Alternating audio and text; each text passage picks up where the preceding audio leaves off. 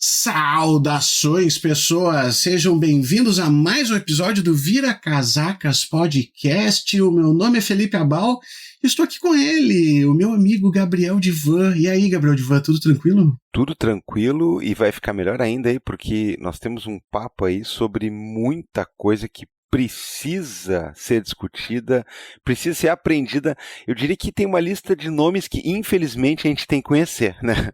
E é uma lista grande. Mas, Gabriel, tu sabe quem é que tá aqui com a gente hoje, meu amigo? É tipo aquelas coisas assim, se você estiver nessa sala aí, dê um sinal, é isso? Não. Tá, É uma então presença, tá. é uma presença mesmo, assim. Então tá. Quem tá aqui com a gente hoje é a Sob Influência Edições, a gente que anda falando tanto de livros e coisa assim. A Sob Influência tá aqui com a gente. Tu conhece a Sob Influência, Gabriel Divan? Opa, claro que conheço. Nossa, nossos caminhos já se cruzaram aqui, né? Algumas vezes, né? Eu vou fazer aqui uma introdução para quem por acaso não conhece, porque a Sob Influência ela é uma editora independente de São Paulo, dedicada à filosofia, política, arte contemporânea e contracultura. Livros de autores que vão de Walter Benjamin a Mackenzie Wark, que a gente já falou aqui, né, nos nossos episódios, passando por Amir Baraka e Sayak Valência. Eles têm seu catálogo a união, saca só, Gabriel, né? Olha só, a união entre música e política radical, o encontro da filosofia com o cinema, o diálogo da tecnologia com lutas por libertação e a cultura visual como instrumento para imaginar.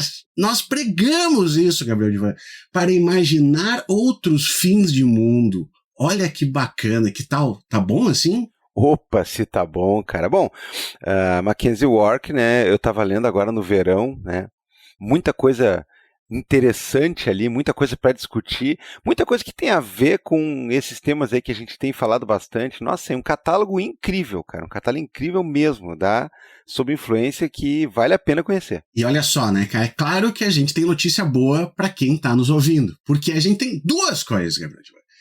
O pessoal vai lá, entra no site da Sob Influência, que é sobinfluência.com, segue eles lá no Instagram, vê algum livro que gostou, usa o cupom SOBCASACAS, tá? SOBCASACAS, e ganha 10% em qualquer compra que fizer lá. Mas não é só, né? Então, assim, ó, tem cupom para você comprar o livro, mas você também pode ganhar coisinhas da Sob Influência e do Vira Casacas, Gabriel. A gente vai sortear duas obras, saca só. Uma delas, O Capitalismo Gore, uma análise da violência contemporânea como a nova mercadoria da atual fase hiperconsumista do capitalismo, e o Black Music, que retrata a florescente cena do free jazz, Gabriel. Então, aqui, ó, o que o pessoal tem que fazer? O que tu acha? Esquema de sempre? Olha, cara, em primeiro lugar, né, o catálogo deles é muito incrível. Tem o Radical Records também, né, que é, inclusive, né, prefaciado aí pelo Maleronca, como o Gonzo falou nos nossos últimos episódios aí. Mackenzie Wark, Capitalismo Gore, né, chegando no Brasil depois de muito tempo, né? Tava esperando há muito tempo, né? Eu já tinha a versão desse livro em espanhol, né? E, cara, é muita coisa boa, né? Eu já vou usar esse cupom aí, eu não sei você, eu já vou usar esse cupom aí pra pegar aquele desejo de revolução ali do Guattari, do Berardi e tudo mais. Muito bom, cara, muito bom. Então, mas vamos combinar um negócio de sorteio aqui. Então, ó, tá. Capitalismo Gore, Black Music, faz o quê? Negocinho de sempre, então, né? Pega o post ali, né, do episódio, e dá aquele repost ou retweet, né, como você quiser, comentando alguma coisa legal, né? Não é só que, ó, comentando para ganhar o livro. Não, comenta alguma coisa sobre o episódio, faz uma propaganda para nós. Olha, tem muita coisa no episódio, e que inclusive dialoga com muitas dessas obras e coisas. Então, reposta aí o nosso episódio, comenta em cima alguma coisa sobre o episódio aí para espalhar a palavra, porque é o seguinte, né? Sabe o que a gente vai fazer, Felipe? Vamos combinar com o pessoal da Sob Influência. Eles não vão aceitar, né? Porque o catálogo deles é muito bom.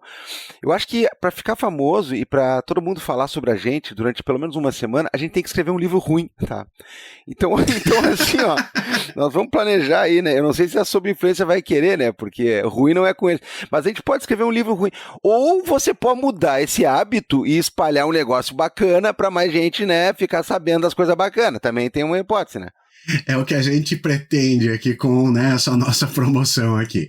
Então, Sob Casacas, cupom 10% de desconto no site da Sob Influência, ou dá aquele repost marotinho ali com um comentário, e daí na semana que vem a gente sorteia 2 livros da Sob Influência.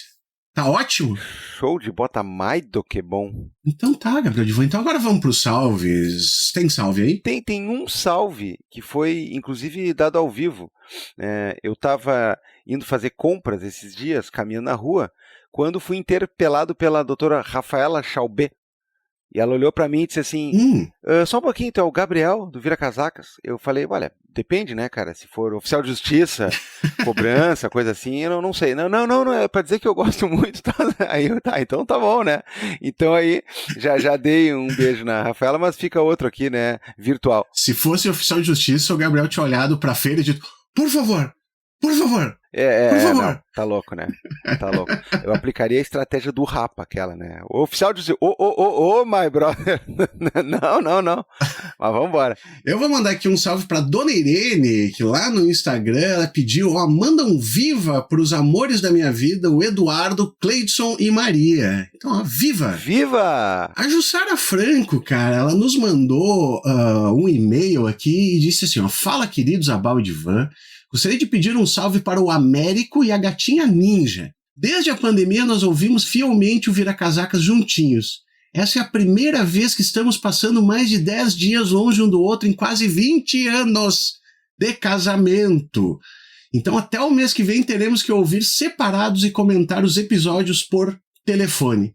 Eles estão em São Paulo e eu e o cãozinho estamos em Alagoas. Cara. Ficaria muito feliz se vocês contassem para eles que estamos morrendo de saudades. Então olha aqui, gente, a Jussara tá com saudade de vocês, estão ouvindo separado, daqui a pouquinho vão estar ouvindo juntos também. Para nós, são 2 plays, isso é bom. Cara, mas olha, 20 anos aí de inseparabilidade de uma hora para outra, né? Acontece essa coisa, não deve ser fácil não, hein? Mas tomara que a gente ajude aí, né? Vamos aproximar um pouquinho neste momento. E o Hugo, lá no Instagram também, pediu um salve para a esposa dele, a Michele, a filha Iris, que vai fazer 1 aninho, Gabriel, agora dia 7, e para os gatos Baker, imagino que seja uma homenagem ao Chet Baker, Selene, Muni e Brizinha. Olha aí, cara, gata Brizinha. A gata Brizinha. Tá aí, tá bom, cara. Pô, viva para todo mundo aí. Vivas! Gabriel Divan, da minha parte, isso aí. Tu tem mais algum recado, assim, que você deixar pro pessoal? O recado é aquele de sempre, né? Compartilhe Vira Casacas, você pode até ganhar livros da editora sob influência essa semana, você pode fazer mais pessoas chegarem a discussões legais, você pode ajudar a gente a crescer por aí, e faz isso aí conosco e com todos os seus projetos independentes favoritos aí, que não tem rabo preso e que precisam justamente dessa divulgação aí orgânica, bonita, bacana, né?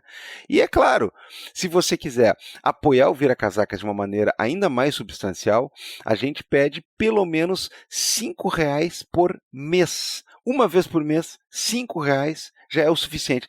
Mas eu quero apoiar com R$32,60. Ótimo. Será muito bem-vindo também. Né? Agora, R$5 por mês já ajuda a gente a pagar a galera que faz esse trabalho de qualidade aí junto conosco toda semana. É o servidor, é um monte de coisa que a gente tem que gastar. Então, vamos lá. Vai para apoia.se/viracasacas ou orelo.cc, se cadastra lá e deixa o seu apoio. E você, inclusive, concorre mensalmente a mais coisa, mais livro, mais brinde, mais tudo, porque a gente, pelo menos, né, faz aí as pessoas... Eu estava dizendo esses dias, né, o Natal lá do outro, aquele, né, só tem em dezembro, né? O Natal do Abal tem todo mês, cara. Então é isso, né? É uma beleza. Todo mês. E já teve gente invejando esse mês, né? Ali do, queria ter ganho o desejo pós-capitalista. Pois é. Pode vir, né? As chances são grandes. Tá. Vamos lá que tem muita conversa boa aí. Vamos pro episódio. Gabriel Divan! Aqui estamos! Semana passada eu fiquei lá nos camarotes, né? E agora eu resolvi descer pro play. Muito bem. Seja bem-vindo de volta, Divan. Seja muito bom. De volta. Aqui é o meu lugar, cara. Meu lugar não é lá em cima, né? Na visão privilegiada, no whisky caro, né, nas poltronas acolchoadas. Meu lugar é aqui, na pista. Né? Muito bom. E sabe quem é que também tá de volta, Gabriel Divan? Quem? Nosso convidado de hoje. Opa, um convidado muito querido aí. Fazia um tempo que não aparecia, né? Já fez participações aí importantes, pelo menos um programa, né? Eu diria que é icônico. Mas o outro também é bom, porque não pode ficar com ciúmes, né? Um do outro, assim, né? Então ele vai tirar a prova agora, né? E vai fazer mais um programa excelente e aí vai pedir música depois, porque o homem só marca golaço aqui. É isso aí, terceira participação. Vitor Marques, seja muito bem-vindo de novo ao Vira Casacas Podcast. Sinta-se em casa e diz pro pessoal ali que não ouviu, né? Porque aqui eu tava conferindo, foi um em 2020, depois 2022, então já faz um tempo. Vá que o pessoal não tenha ouvido os outros ali, dá um oi, diga de onde é que vem, o que que faz, do que se alimenta, esse tipo de coisa. E aí, Abal, e aí, Divan, uma saudação para todo mundo que nos escuta, pros Vira Casacas aí pelo Brasil e pelo mundo. Eu sou o professor Vitor Marques, sou um cearense, militante político, participei aqui no Brasil da fundação, participei da equipe editorial da revista Jacobina, Jacobin Brasil, e acho que a primeira vez que eu vim aqui, vocês me convidaram justamente porque a gente estava tinha acabado de lançar a edição brasileira do Realismo Capitalista, com algum atraso, né? Ela vem uma década depois da original, mas alguém precisava recuperar o tempo perdido. Então nós fizemos uma edição muito bonita, eu acho que bem traduzida, até com seleção de outros textos bastante marcantes, icônicos do Fischer, e deu um debate bom no Brasil, né? Mesmo sendo um livro que já tinha um tempo, acho que teve uma intervenção no diálogo, no debate público, e é um livro até hoje bastante citado. Acho que um pouco da nossa conversa aqui também tem a ver com isso, né? Ressonâncias, repercussões. Talvez um debate importante, inconcluso, nós estamos vivendo nele, do Fischer com o seu antigo orientador, mentor, professor. Eu acho que o debate Fischerland, que também ganhou uma força na internet de maneira geral, e eu acho que ele ressoa muito das grandes questões do nosso tempo. É isso pelo menos que eu vou tentar demonstrar aqui, ou argumentar aqui. Olha, ele é muito bom, né? Esse menino, Mark Fisher, ele já foi citado algumas vezes aqui nesse podcast. Eu sempre digo que o Vira Casacas... Aliás, Vitor, foi, né, o primeiro podcast que a gente dedicou ao autor e ao tema, né, foi justamente aquele teu para fazer um estardalhaço proposital com o lançamento brasileiro do livro. E eu tenho orgulho de dizer que nos últimos anos aí a gente é reconhecido como referência nessa profusão aí e na questão do diálogo sobre o Mark Fisher, sobre suas teorias, sobre as coisas que ele mobiliza. Então, já faço aqui também um agradecimento a ti publicamente, né, porque aquele lançamento no Brasil do qual tu foi um dos responsáveis, e tem texto também no livro, né, em título de pós-fácil e tudo mais, bem bacana, né, a gente pode voltar a falar um pouco disso também. Isso aí tudo foi pedra de toque para muitas das coisas que a gente trabalha aqui no Vira Casacas, e os episódios que lidam com o Mark Fisher ou que encostam, ainda que de leve, né, Felipe, no Mark Fisher, acabam sendo episódios muito marcantes, e a gente aí fez um trabalhinho, né? Eu poderia dizer que nós aqui, né, que estamos aqui neste programa hoje, contribuímos de alguma maneira, né? O Vitor um pouco mais, talvez, né? Mas contribuímos para que o Mark Fisher hoje seja muito, muito comentado, e, enfim, todo mundo que ouve o Vira gosta muito quando a gente fala sobre esses assuntos, em que pese, Felipe, não goste muito desses assuntos e de algumas pessoas que estão envolvidas nele, né? É verdade, né? Mas, enfim, a gente tem que falar a respeito disso aí também, né, Vitor? E eu acho que aqui até tem um ganchinho que vai ser feito em algum momento com o último RT comentado, né, que foi a respeito da questão do Mencius Moldbug, né, do Curtis Yarvin e tal. Mas vamos começar do início. Quem já leu o Fischer, quem já leu o Realismo, até no Desejo Pós-Capitalista também, né, que a gente falou, ele também acaba citando algumas figuras como por exemplo, o Nick Land, né? E ele fala dessa questão do aceleracionismo, né? Vitor, de início, faz um panorama para a gente a respeito de toda essa questão do aceleracionismo, do Nick Land, até numa, né, a gente falando antes da gravação, assim, esse linkzinho Marx até Nick Land, como é que funciona esse negócio? Olha, quando a gente foi lançar a edição brasileira do Realismo Capitalista, eu escrevi o Pós-Fácil com o Rodrigo Gonçalves, e nós finalizamos o Pós-Fácil, começamos a debater sobre ele, e o Rodrigo me colocou, mas nós vamos colocar mesmo essa subseção aqui? Nós queremos meter nisso, queremos trazer esse tema para o Brasil? A subseção se chamava, acho que, Aceleracionismos, no plural, exatamente, Aceleracionismos, e acho que foi o primeiro livro publicado no Brasil onde as ideias do Nick Land são discutidas. Então esse era o temor do Rodrigo. Será que merece a gente falar do Nick Land, trazer o Nick Land para o debate? Eu até quando fiz o pitch, né, para esse nosso episódio aqui, dizendo, vamos debater isso, li para vocês um trechinho desse Pós-Fácil, que eu acho que esse debate, que eu já havia mencionado, o debate do Land e do Fischer, ficam muito explícitos, né? Ele só olha assim, olha, eu e o Rodrigo estamos falando, até mais do que uma orientação ao futuro, o que Mark Fisher vê de potente na posição aceleracionista é a sua carga libidinal, é a possibilidade de uma política acoplada ao nível do desejo. A questão que ele se coloca é de como instrumentalizar a libido para propósitos políticos. Visto desse ângulo, não causa surpresa que Fischer tenha se interessado pelo populismo de esquerda, ao passo que Land se aproximou do populismo de direita. Então essa é uma dicotomia fundamental. Você vê, por exemplo, o Fischer dialogando com a virada à esquerda do Partido Trabalhista, com Jeremy Corbyn, com a campanha, né, do Sanders nos Estados Unidos, com toda a tentativa de pegar aqueles movimentos das praças, né, contra a austeridade e transformar isso numa alternativa hegemônica. O Fischer estava metido nisso, conversando com as pessoas, formulando para isso. Bom, o Land é o contrário, né? Então a gente continua aqui falando. Para Land, que considera o Stephen Bannon um político excepcionalmente interessante, a alt-right marca o fim da governança global com base no evangelho do universalismo igualitário. Então o ódio de Land pelas instituições liberais, pela esquerda acadêmica, o desprezo pelo politicamente correto e pela linguagem dos direitos humanos, valores universais, e até o seu fascismo por Lovecraft, por magia memética, o torna um parceiro de cama ideal para essa direita alternativa. Não à toa, é fácil encontrar hoje tweets de Land comentando positivamente sobre Trump e mesmo sobre Bolsonaro. E na época, é que ele já estava falando bem do Bolsonaro, Land, na internet, né? Seu iluminismo sombrio, Dark Enlightenment, baseado no neorreacionarismo do Mencius Moldbug, o aproxima da deriva autoritária da ideologia californiana dos magnatas do Vale do Silício.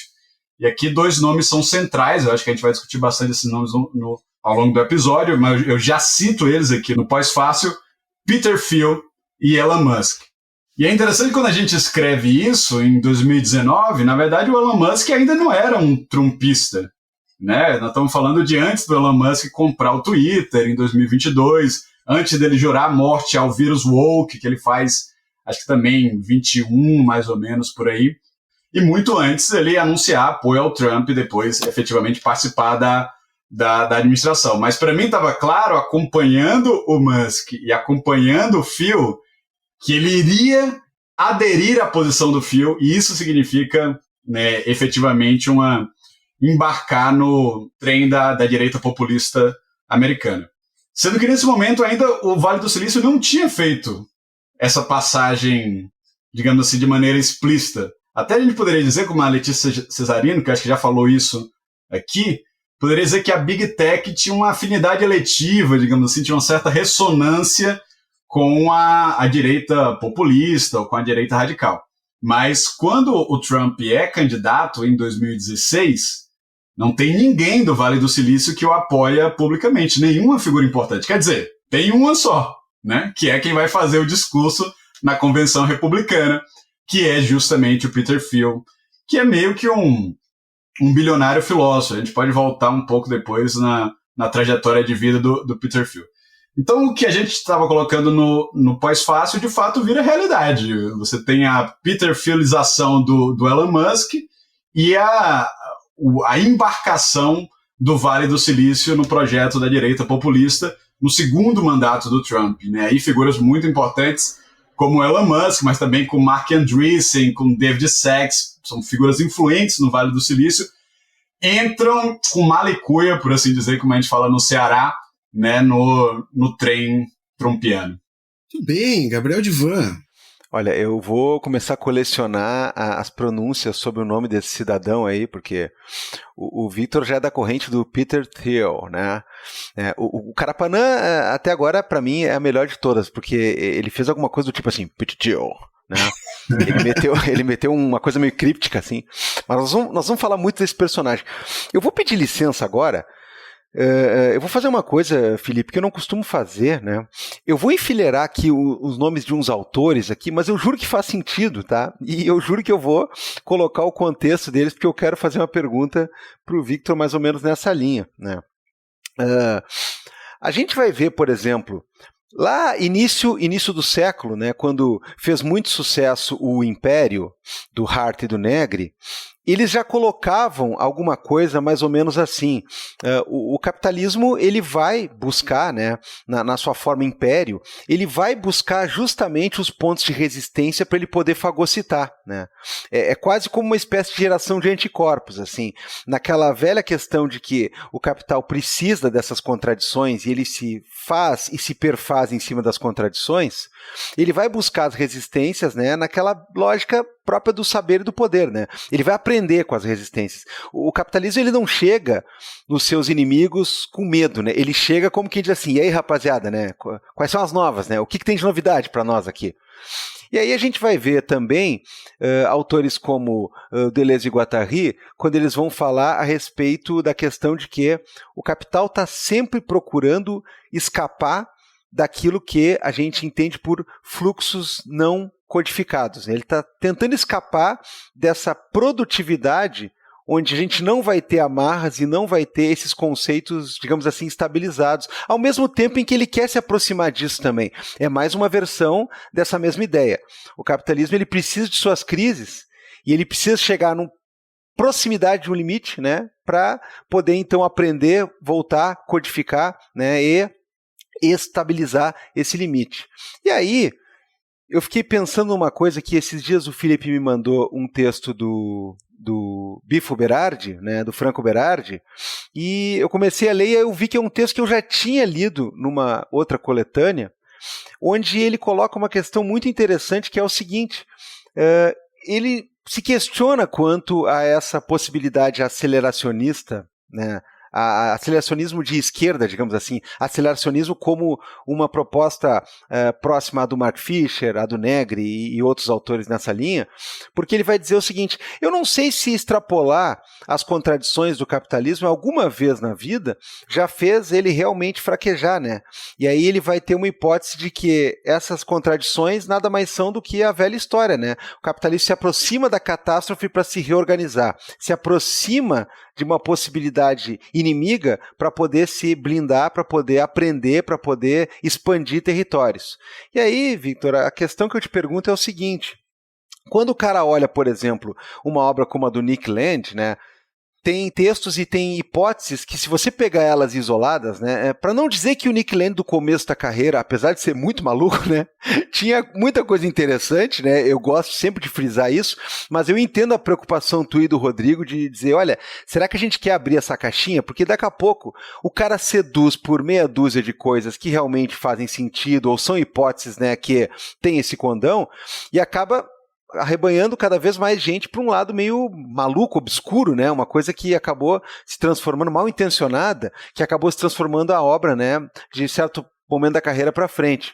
Mas tem uma parte lá, que eu não lembro se é no Fang and Nomen, né? É algum lugar onde eu li o Land, onde ele vai dizer, por exemplo, que uma questão que daria para ilustrar isso que o Deleuze e o Guattari falam, de liberar os fluxos, né, desamarrar a produtividade, né, deixar a coisa descodificada para ver o que acontece.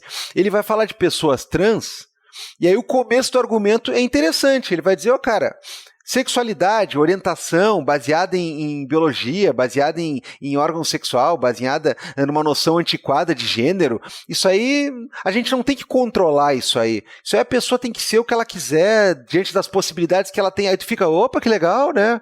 Porra, tá indo bem o nosso amigo, né?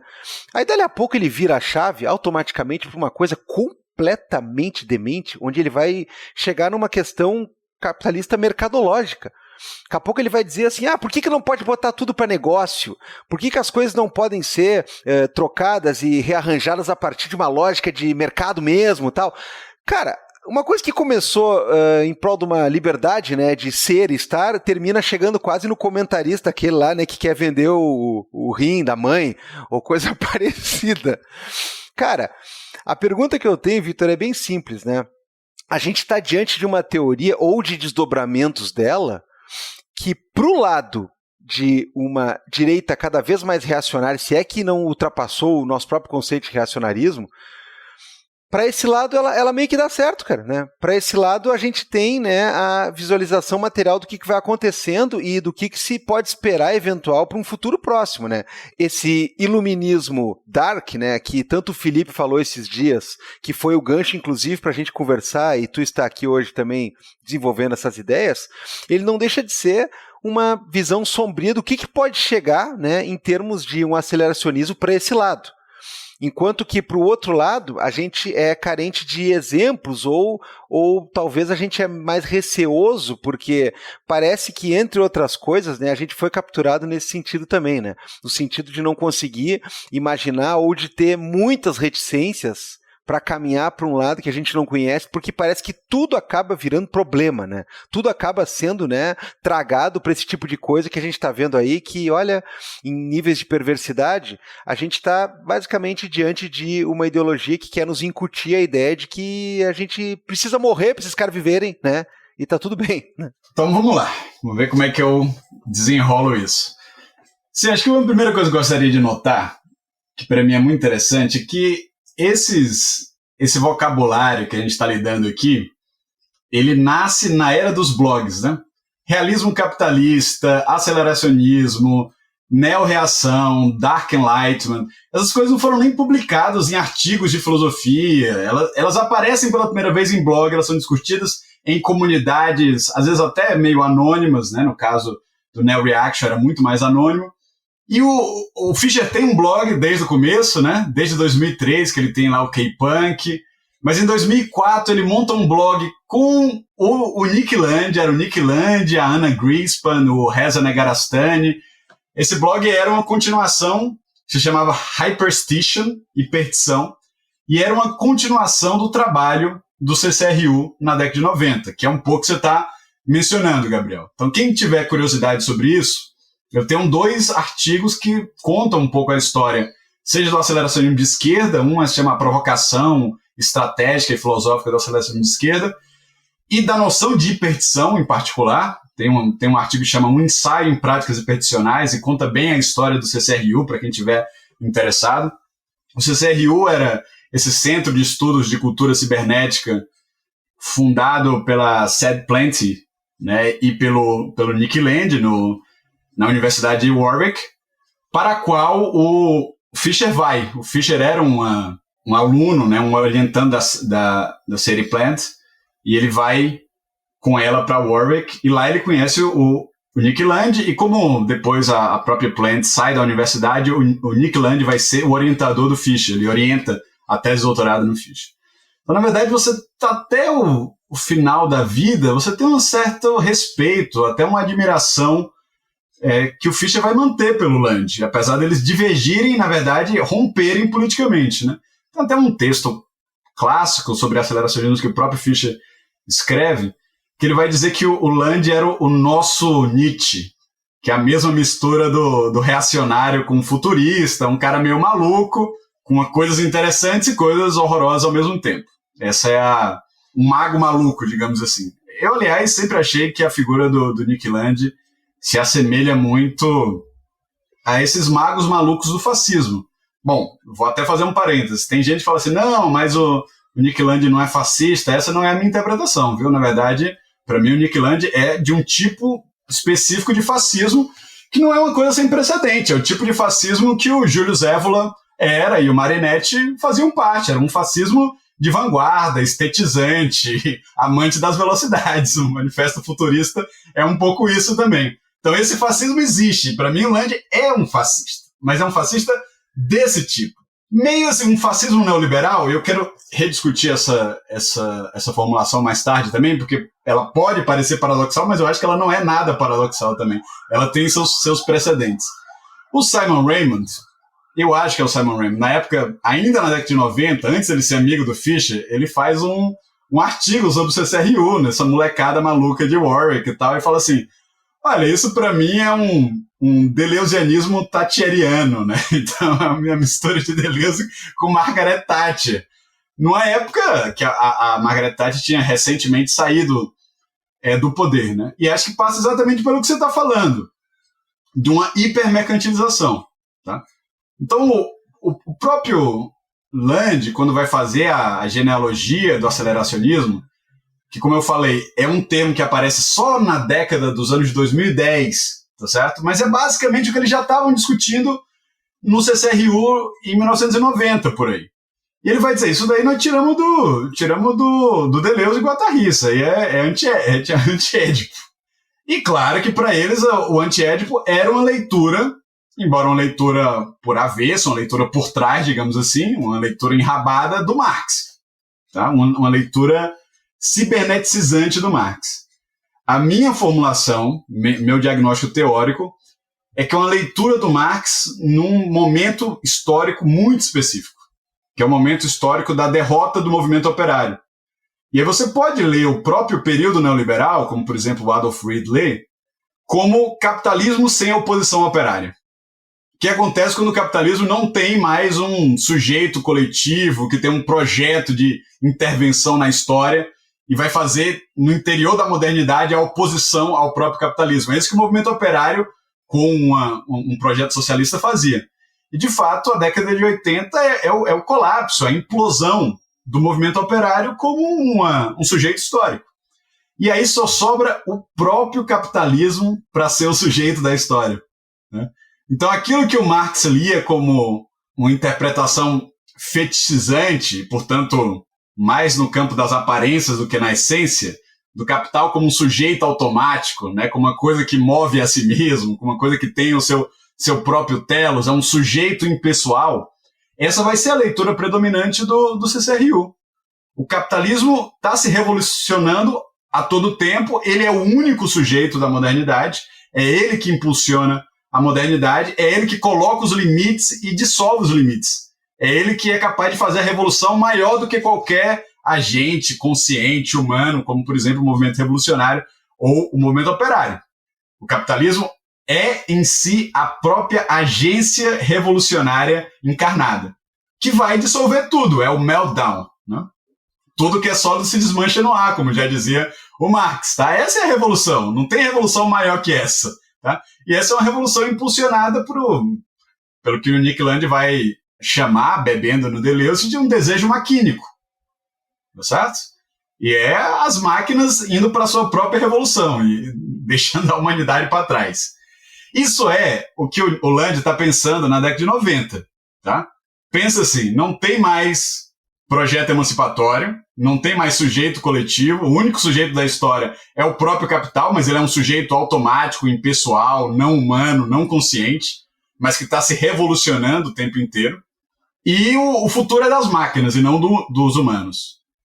Essa é uma leitura meio dark wired, né? Porque a revista Wired nos Estados Unidos tinha uma leitura tecnologizante, mas meio com arco-íris e nascer do sol, né? Então esse é o lado B do Vale do Silício já, nesse momento.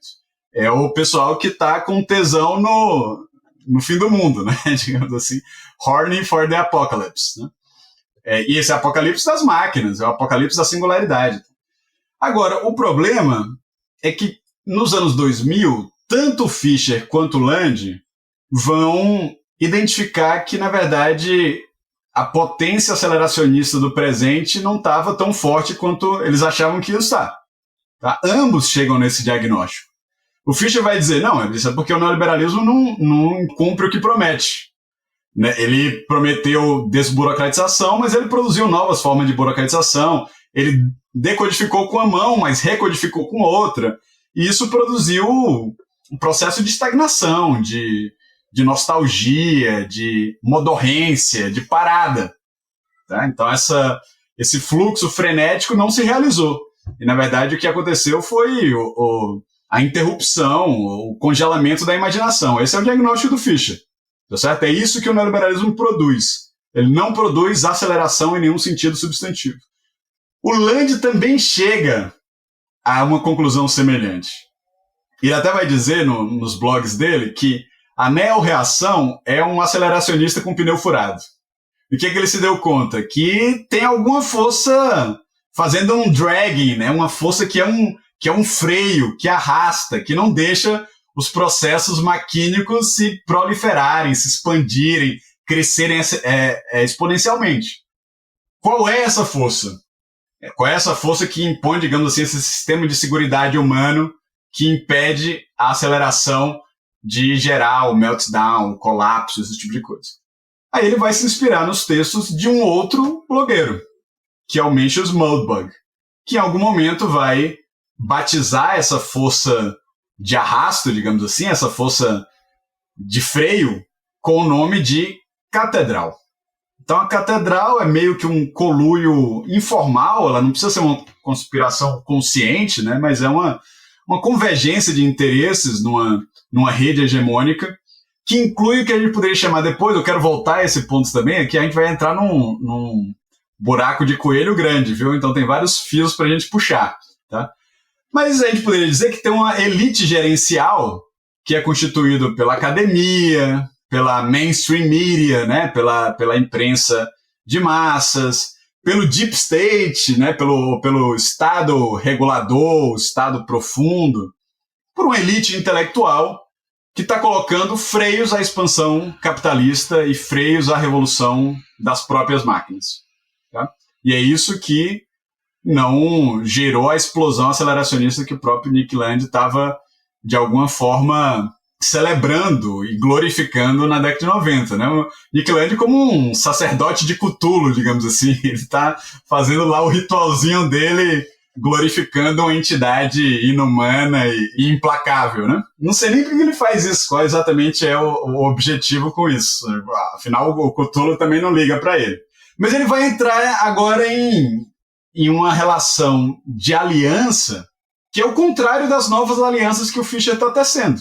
Tá? Então o Fischer vai dizer, olha, eu quero pegar esses temas do CCRU, da cibernética, da aceleração, da hipertição, e eu quero conectar isso com a nova consciência socialista que está emergindo.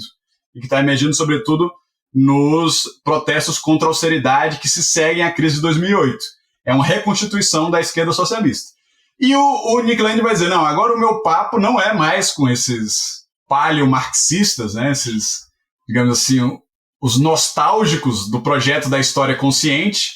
Agora a minha aliança é com os etnonacionalistas e com os tradicionalistas religiosos. Isso daí são duas coisas que o Nick Land...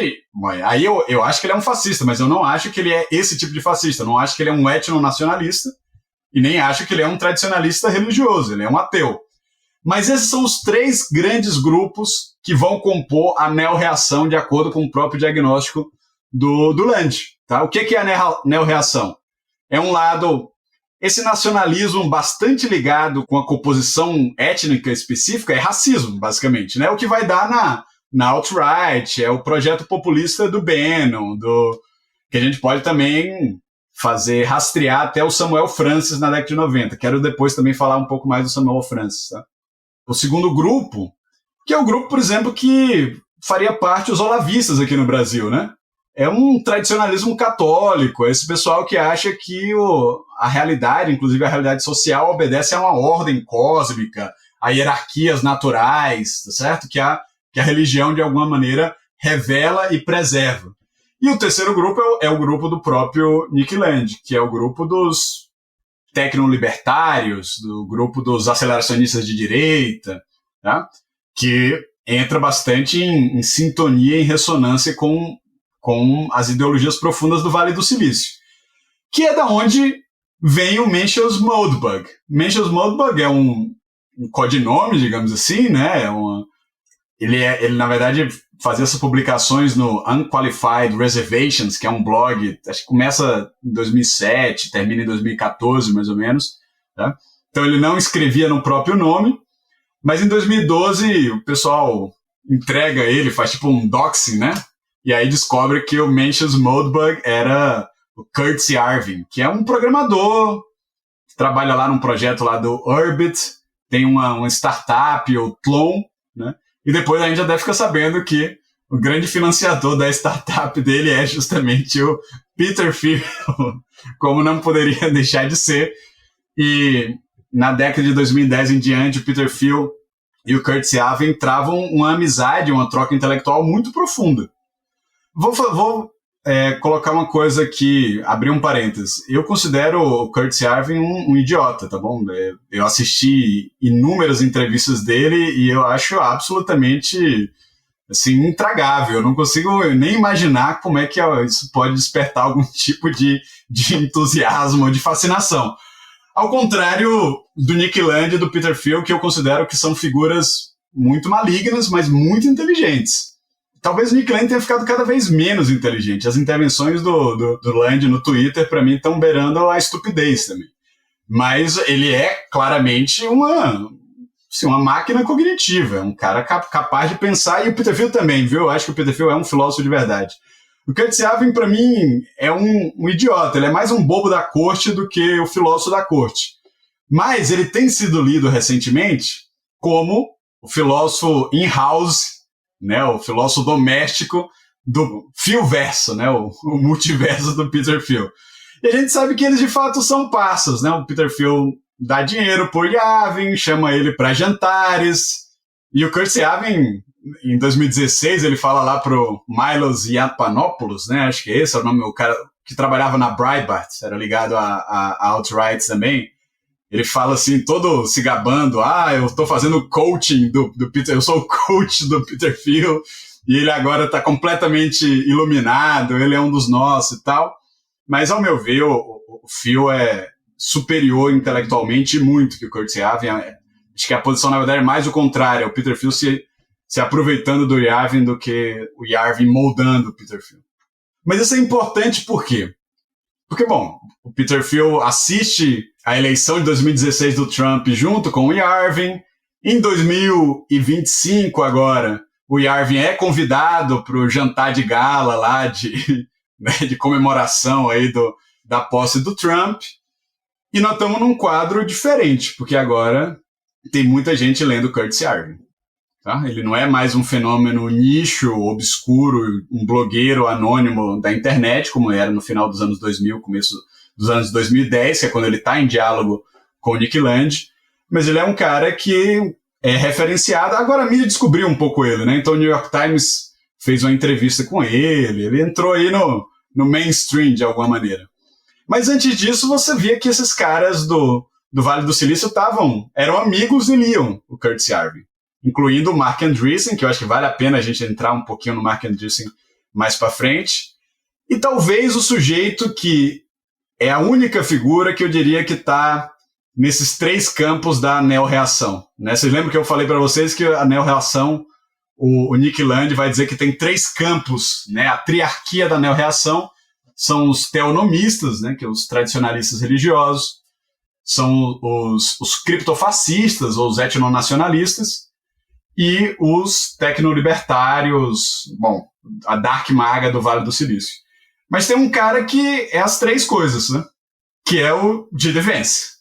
Tá? Ele é um católico convertido, um tradicionalista católico, religioso. Ele é um cara que vem desse ambiente do Vale do Silício, ele é um dos discípulos do Peter Thiel, né? Ele tem toda uma reverência pelo Thiel. Foi um dos empregados do Thiel também. E vale a pena até dizer que o Thiel fez a maior doação que qualquer pessoa já fez por uma eleição ao Senado nos Estados Unidos, justamente para a campanha do J.D. Vance, que garantiu a campanha do J.D. Vance para senador de Ohio. Em 2022, ele doou individualmente 15 milhões para essa campanha, o Thiel.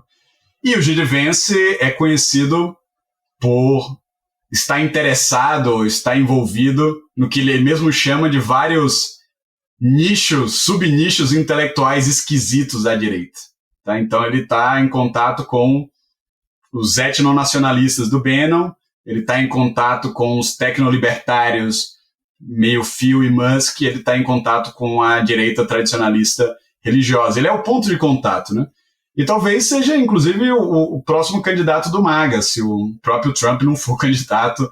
Formalmente não pode, né? Mas ele tem falado aí do terceiro mandato em público, dizendo que não está brincando. Vamos ver, mas eu acho que ele está sendo preparado para ser o sucessor do Trump.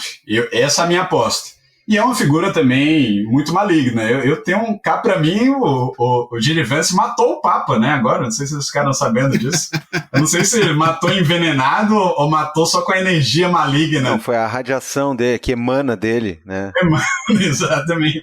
O cara tocou no Papa e no outro dia o Papa estava morto. Aliás, o J.D. Vance vai tentar influenciar de alguma maneira no conclave também. Ele tem relação com os cardeais norte-americanos e ele está nos bastidores já costurando para ter um Papa mais conservador. Vamos começar a campanha J.D. Vance, venha visitar o Bolsonaro no Brasil. Vem, já que então gosta tanto, né? Isso. Mas, ô Felipe, aqui. Essa galera que está dando as cartas numa junção poucas vezes tão escancarada de economia, e eu vou falar num sentido bem específico de mercado, né, com política.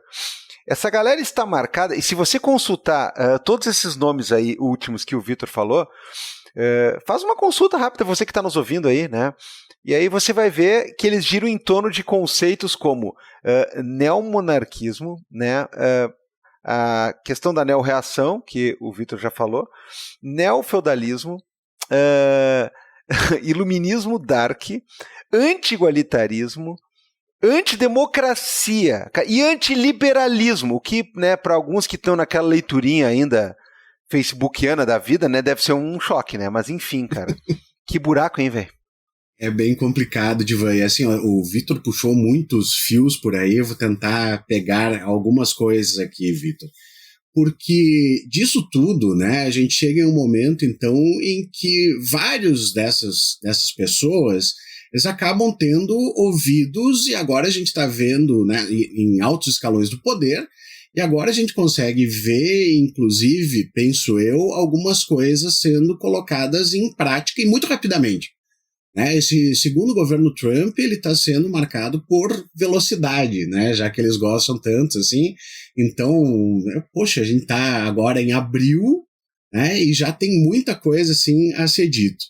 Agora, eu queria te ouvir a respeito de duas coisas, Vitor. Primeira delas, assim, todas essas, né, esses pensamentos, essa ideologia, como quiser chamar, ela chega agora muito forte na Casa Branca, por exemplo, e é um negócio que eu estava falando com o Carapanã outro dia, até fazendo um parênteses, assim, às vezes o pessoal diz, pô, mas de novo falando sobre os Estados Unidos, amigão, daqui a pouco isso aqui chega aqui de uma forma ou outra, né? Seja por impacto do que acontece nos Estados Unidos ou na próxima eleição, o que der certo, os caras vão tentar usar aqui. Então, né, paciência, meu amigo. Mas assim, Vitor, isso está chegando assim, muito forte na Casa Branca, e principalmente através do pessoal das techs, né? O Elon Musk, ele é eu vou chamar de vice-presidente porque eu tô bondoso, né? Um vice-presidente não oficial, porque na verdade tem muita coisa que ele tá fazendo sem nem o Trump saber. No dia da posse, tava absolutamente todo mundo que importa, né, do Vale do Silício estava na posse do Trump, desde Apple, Google, enfim, né, toda essa galera tava lá. E aí tem toda a questão desse pensamento, né, tecnolibertário, ou às vezes até a gente pode chamar de outra coisa. E eu quero te ouvir sobre duas questões disso aqui. Tu acha que essa questão do aceleracionismo tem relação com o que agora, né, há pouco tempo surgiu como uma ideologia daquele TESCREAL, né, principalmente na questão do transhumanismo, né, dessa questão de uma busca agora, todo mundo, né, tu vê post da Anthropic, da OpenAI, os caras ficam dizendo, estamos chegando próximo da inteligência geral artificial, e agora vai ser um outro momento, porque isso aí tem né, o pessoal às vezes pega como, né, o Dario Amodei, ele gosta muito do lance de daqui a pouco a gente vai achar a cura do câncer, né, daqui a pouco vai ter um monte de coisa boa, mas tem muita gente que está pensando num plano muito mais obscuro em relação a isso aí, né? Muito, muito pior para a humanidade do que achar cura para a doença. Essa é a primeira coisa, assim. O que tu acha desse lance do Tescreal, junto com essa questão do tecnolibertarianismo, ou dessas ideias mesmo do iluminismo sombrio, todo esse tipo de coisa? E quando tu falou do Bannon antes, eu fiquei aqui pensando, Victor, por causa do seguinte: outro dia tava, né, Eu Me Odeio, e eu fui ouvir um podcast do New York Times, se eu não estou enganado, o Carapanã que me mandou, né, eu disse, vou ouvir, com o Bannon. Eu achei duas coisas extremamente interessantes. Primeiro que ele está emputecido com todos esses caras do Vale do Silício, né, ele declarou guerra, não sei se de verdade ou não, mas ele declarou guerra a eles, e ele usou dois argumentos que eu achei extremamente interessantes. O primeiro deles, ele falou em tecnofeudalismo, né? Ele disse o que está acontecendo é um tecnofeudalismo. Então ele pega um termo que a esquerda gostou por algum motivo que eu não entendo qual, mas gostou. E esses caras estão muito ligados na esquerda, eles estão muito ligados nesse tipo de coisa do que pega, né? Ele já pegou e já surrupiou isso aqui, ele disse, opa, o pessoal curtiu, tá aqui, então assim, ó, concordo com vocês. É um tecnofeudalismo. É claro que ele fez uma adição, né, Victor? Ele chega assim e diz, não gostei porque isso é um tecnofeudalismo ateu. Se fosse um feudalismo, né, cristão, ele teria curtido mais, eu acho, mas tudo bem. Né? Mas ele pegou o tecnofeudalismo para ele e separou. E daí tu fala nele como uma pessoa do etnonacionalismo, e eu concordo perfeitamente, mas ele chega e diz o seguinte, ó, o Vale do Silício é um estado de apartheid.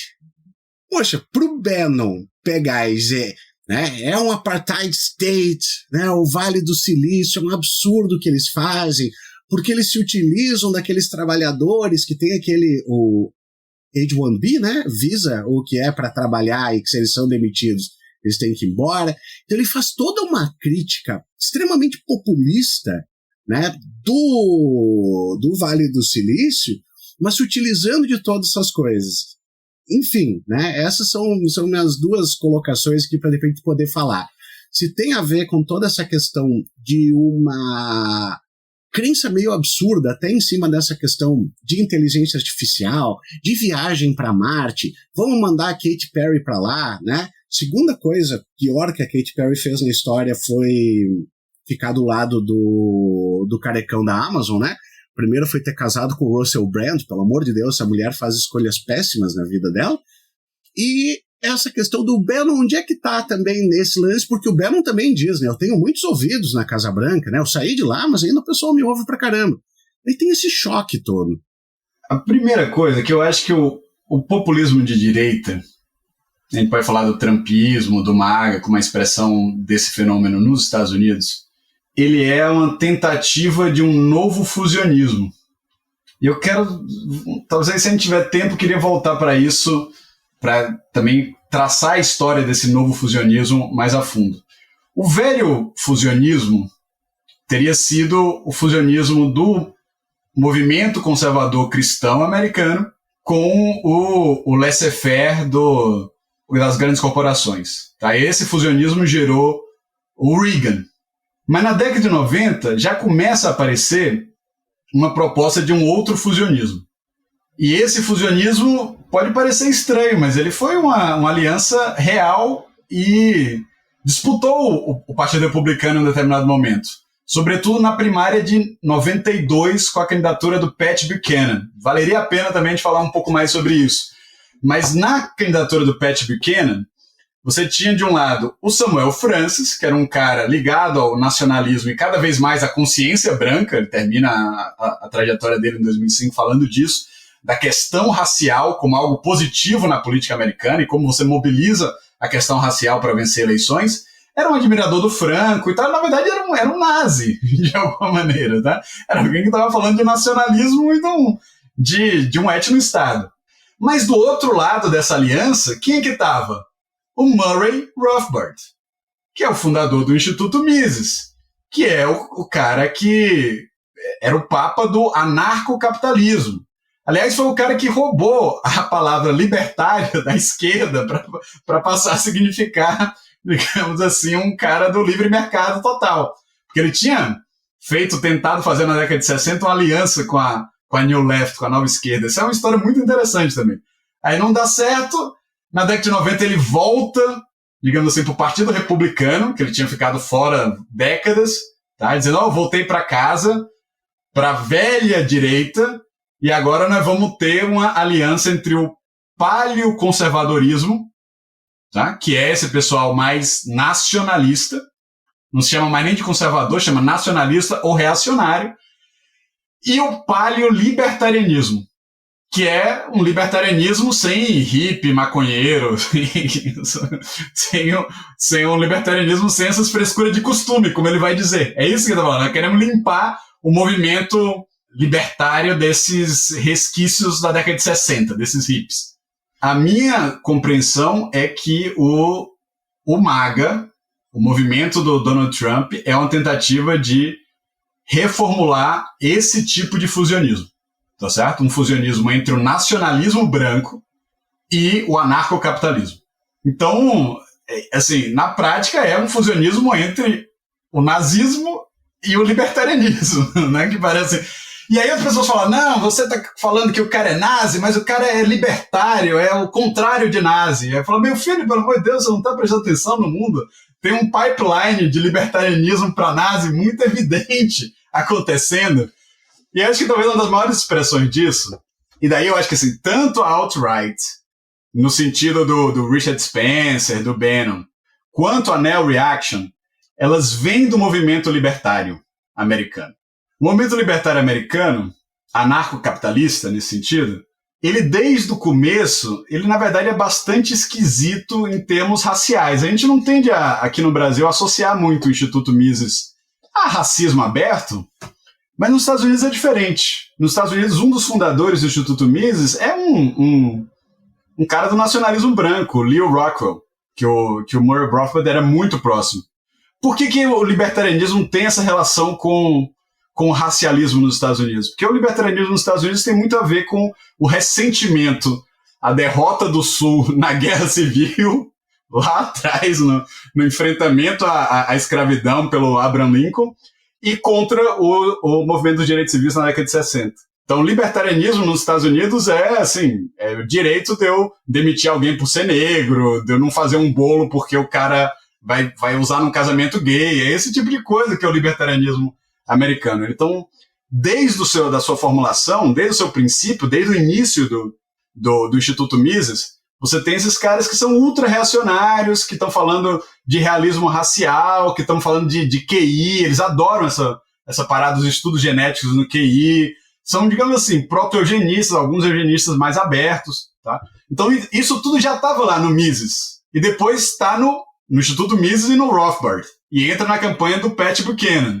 E aí, em 2001, vocês devem conhecer isso, digamos assim, o herdeiro, o Rothbard é o grande herdeiro do Hayek nos Estados Unidos, tá? É o cara que recebe a coroa do Hayek, tá? É o representante do Hayek depois que o Hayek morre, né? E o herdeiro natural do Rothbard nos Estados Unidos é um cara, não é um cara dos Estados Unidos, né? Acho que é da Alemanha, da Áustria, que é o Hans Hermann Hoppe, que vocês já devem ter ouvido falar também. E o Hoppe, em 2001, escreve um livro chamado Democracia, o Deus que Falhou, que é um livro contra a democracia. E, na verdade, é um livro proto-fascista também, porque nesse livro tem até uma frase que virou assim, muito famosa, inclusive chegaram a usar essa frase contra mim e escrever essa frase no quadro negro lá da minha universidade, da UFABC. É uma frase do livro do Hoppe, que fala assim: nós vamos ter que remover fisicamente os comunistas e os democratas, quem acredita na democracia, da sociedade. Isso virou um meme depois, eu não sei se vocês estão familiarizados nisso, é remoção física.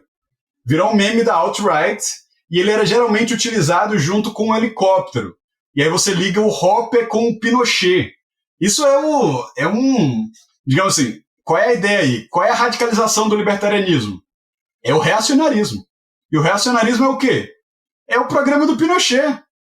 É opressão política total, acaba sindicato, acaba salário mínimo, acaba seguridade social, e quem não gostar vai ser jogado de um helicóptero no mar.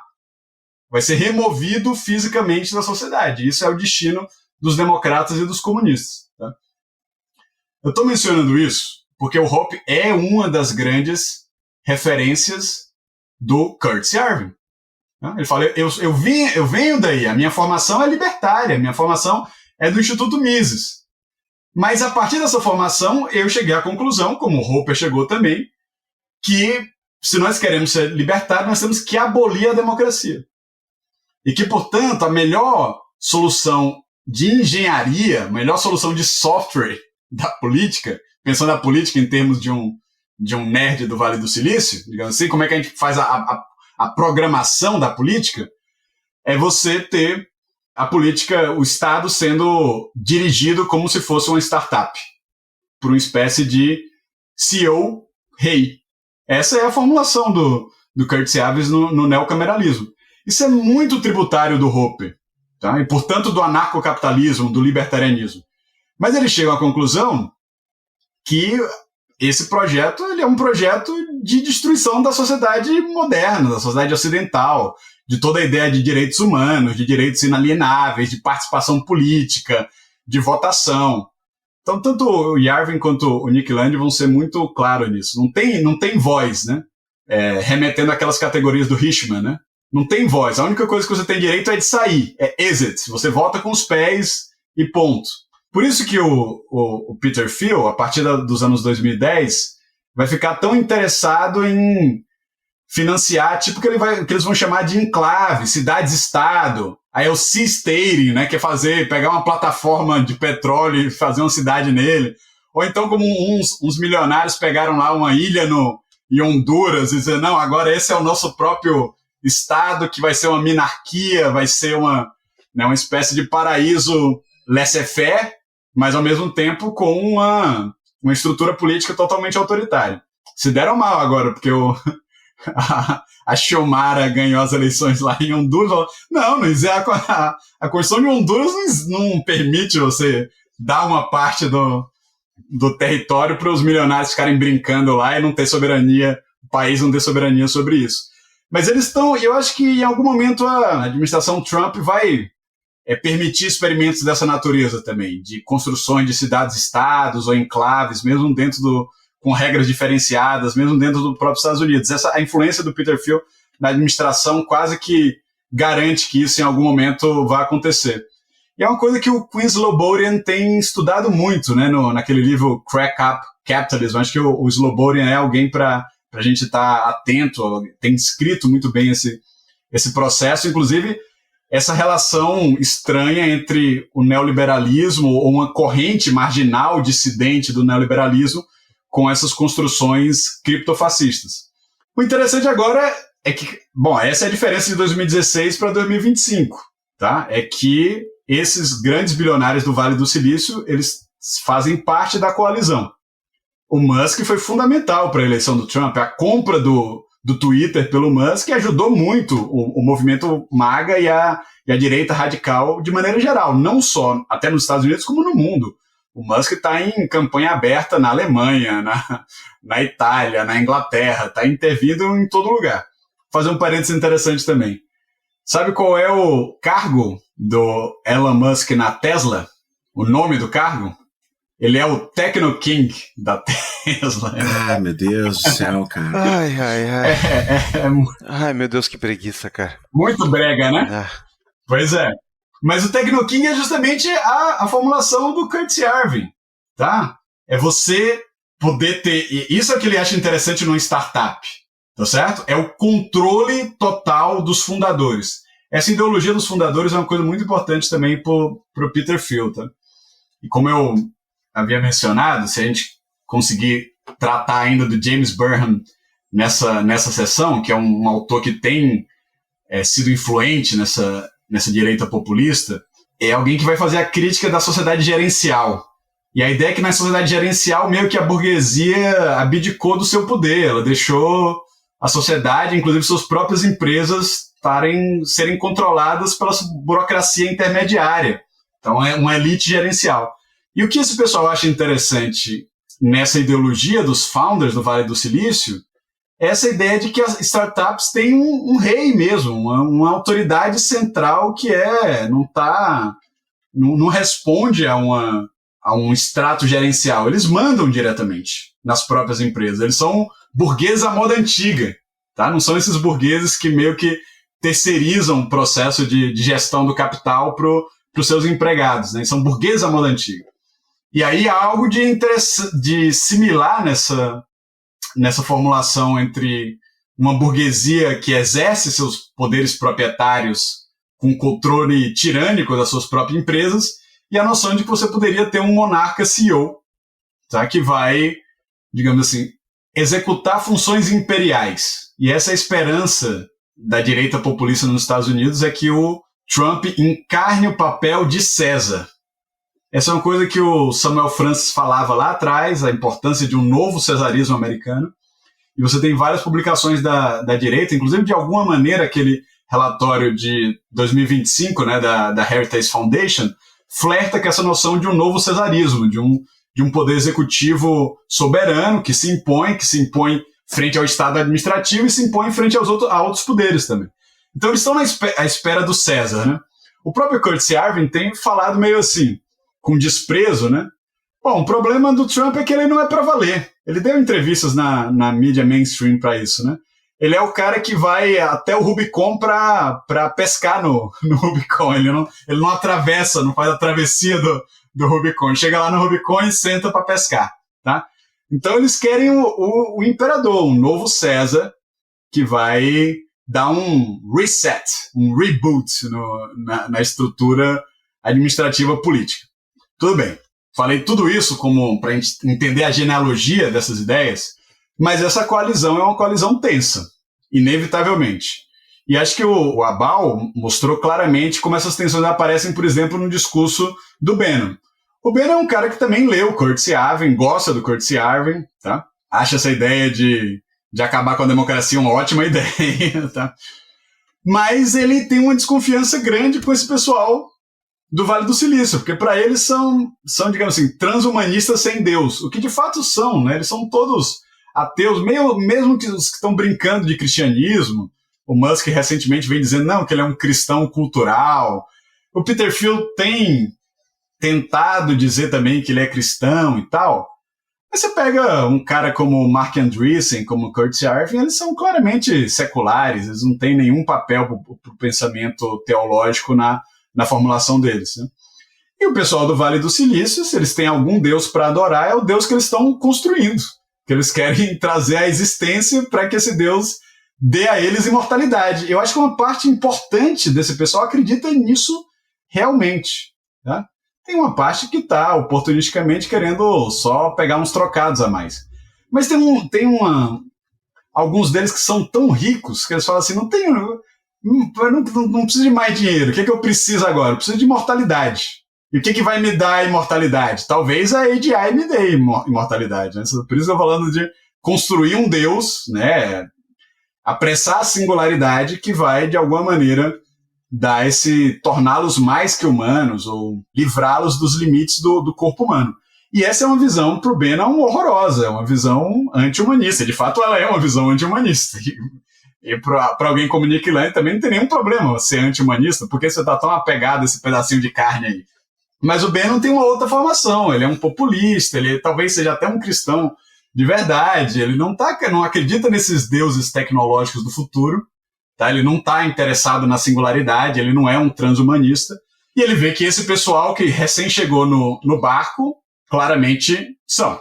E depois tem alguns atritos, digamos assim, que dizem respeito mais à política pública imediata. Porque o Trump também só pôde se eleger em um ambiente de democracia representativa, formal, tudo mais, tá? Mas lembre-se, por exemplo, que o Curtis Yarvin e o Nick Land não tem nenhum uso para a democracia. Eles acham até que você não... Se você é um neo-reacionário, o que você está fazendo disputando a eleição? Não é o seu lugar para estar. Você tem que ter uma postura antipolítica, de retirada da política, tá? Bom, mas os Estados Unidos ainda tinha lá, né, essa democracia representativa. Para você ganhar as eleições, você tem que prometer alguma coisa para o povo, né? E o que o Trump está vendendo para ganhar voto? E de alguma maneira ele acredita um pouco nisso, viu, gente? Se você pega as formulações do Trump lá atrás, na década de 80, na década de 90, ele já é um cara que ele é pró-capitalista, mas anti-trade.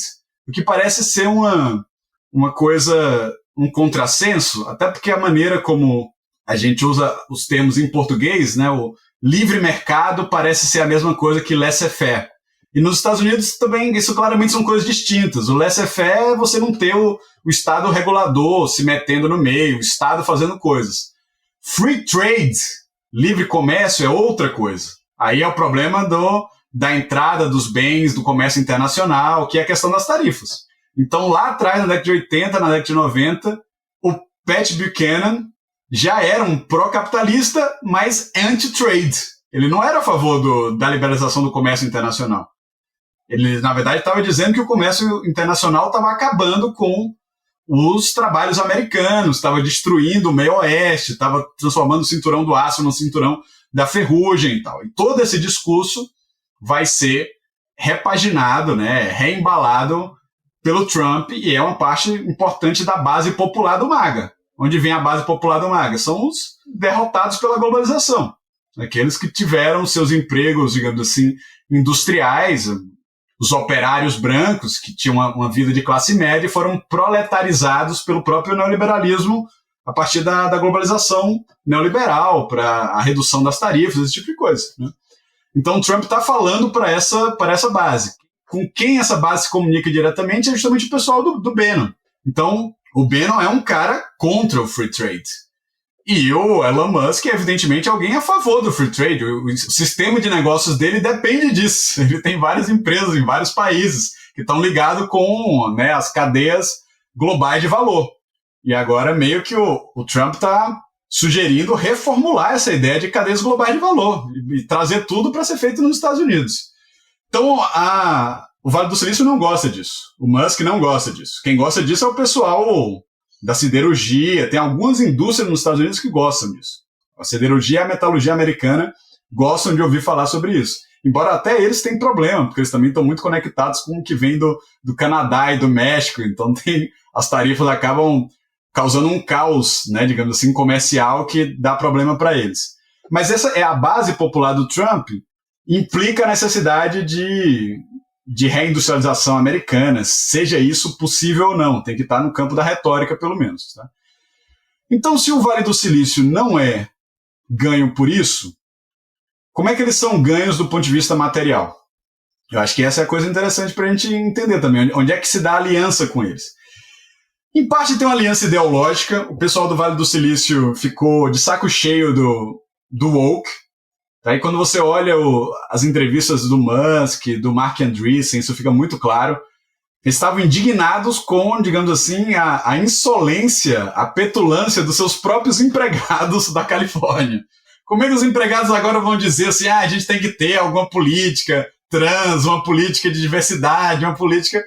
Eles ficaram putos com isso. Não, nossas empresas não é para fazer diversidade, é para fazer dinheiro. E vocês não tem nada que mandar aqui, vocês têm que obedecer, vocês são os trabalhadores. Então tem uma tentativa até de redisciplinar essa força de trabalho cosmopolita, diversa, progressista, woke da Califórnia. Aliás, uma parte deles estão até mudando as empresas da Califórnia, vão para o Texas, porque não aguentam mais lidar com esses jovens progressistas de lá.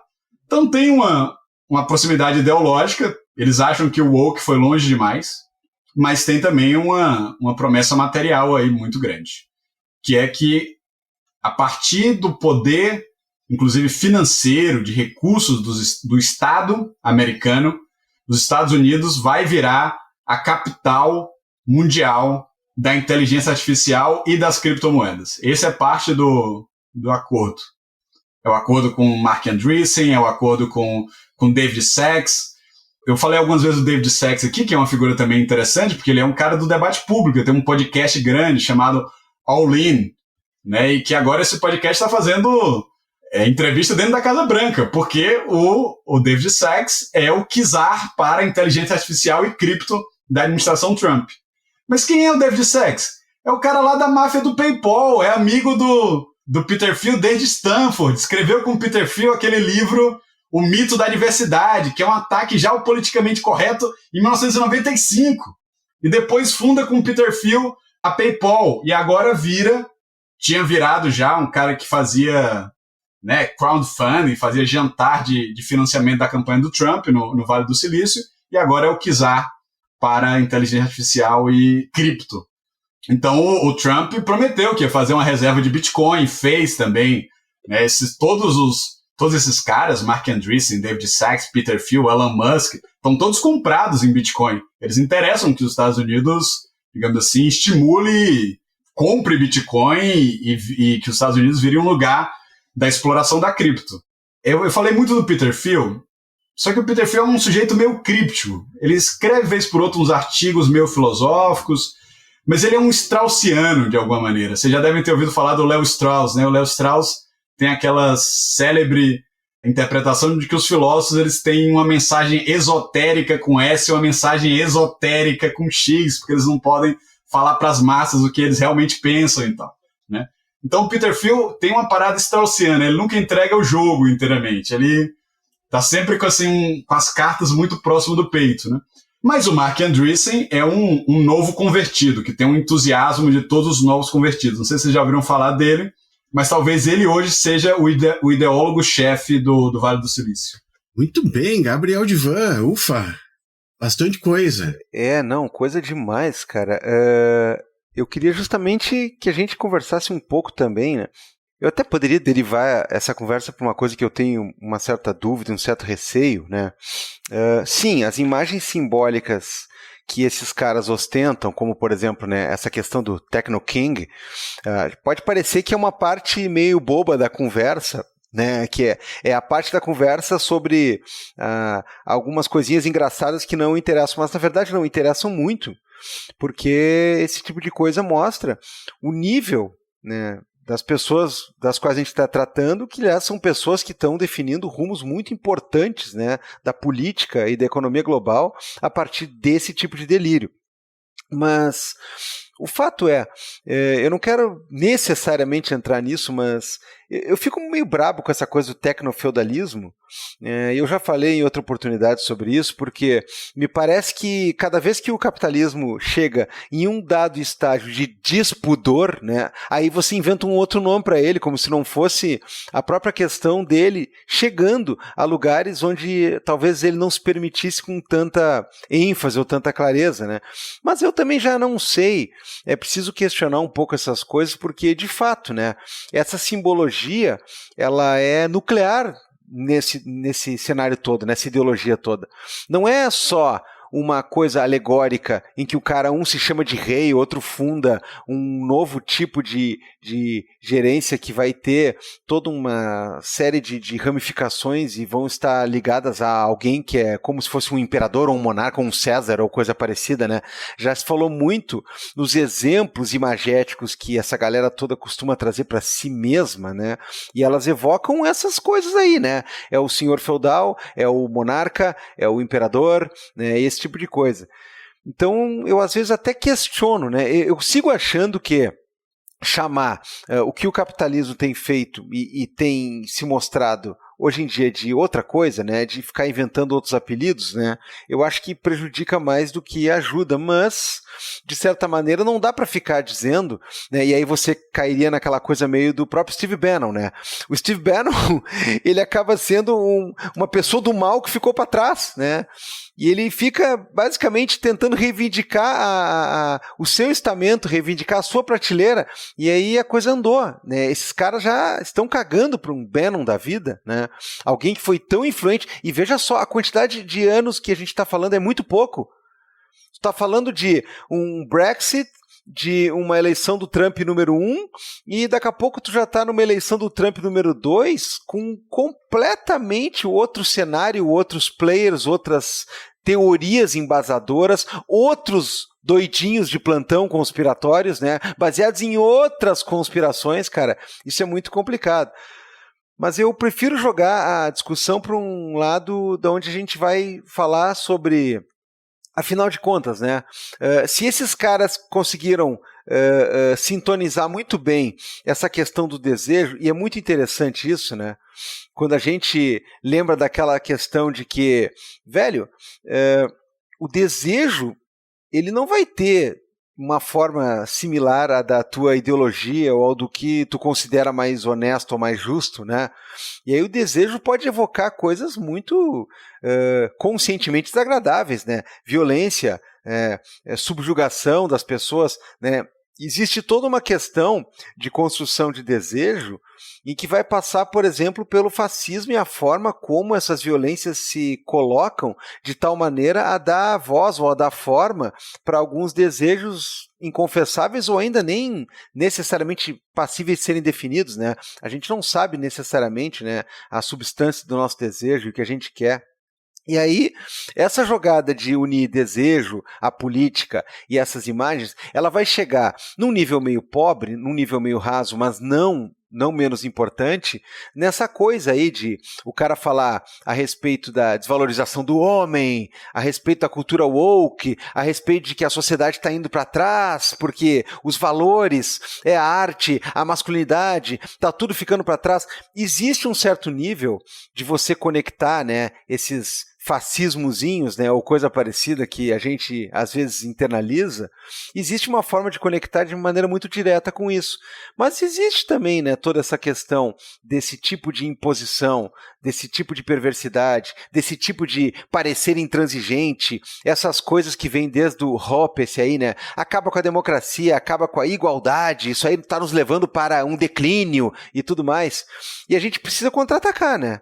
A gente precisa lidar justamente com essas propostas como as do que o Fischer vinha dizendo até o final da sua vida e outros tantos, né? Vamos ligar de novo a situação desejante a uma possibilidade de uma política para o nosso lado, porque esses caras eles fazem o que eles quiserem. Se eles quiserem defender fascismo, militarismo, antidemocracia, né, assassinato de pessoas, né, e tudo mais, eles podem. Isso aí mobiliza de uma maneira, né, que eles não devem nada a ninguém, eles só falam, né, e pronto. Eles não precisam ter amarras, cortes morais ou coisa parecida. A gente precisa contra-atacar de uma certa maneira e a gente precisa recolocar desejo na nossa mobilização política também, mas para que não seja um desejo que seja só ativado a partir desse tipo de coisa, né, primitiva, destruição, ódio ou coisa parecida, né, e aí a questão era justamente como é que fica esse caminho, né? Como é que fica esse caminho que não está pavimentado, né? Um dos grandes artífices dessa ideia, né, faleceu já, né? Temos tantos outros aí, temos muita coisa e muito material, né, para pavimentar, mas não está pavimentado esse caminho. O outro lado pegou esse atalho magnífico, né? Porque você fala desse tipo de violência primal, você fala desse tipo de perversidade aí, bom, já é meio caminho andado, né? Porque isso aí ativa muita coisa, sim, senhor. Gostemos ou não, né? Eu estava até pensando aqui também, para conectar isso com a discussão que a gente já vinha travando, que uma das referências importantes do Phil, com quem ele estudou, foi aluno em Stanford, é o René Girard.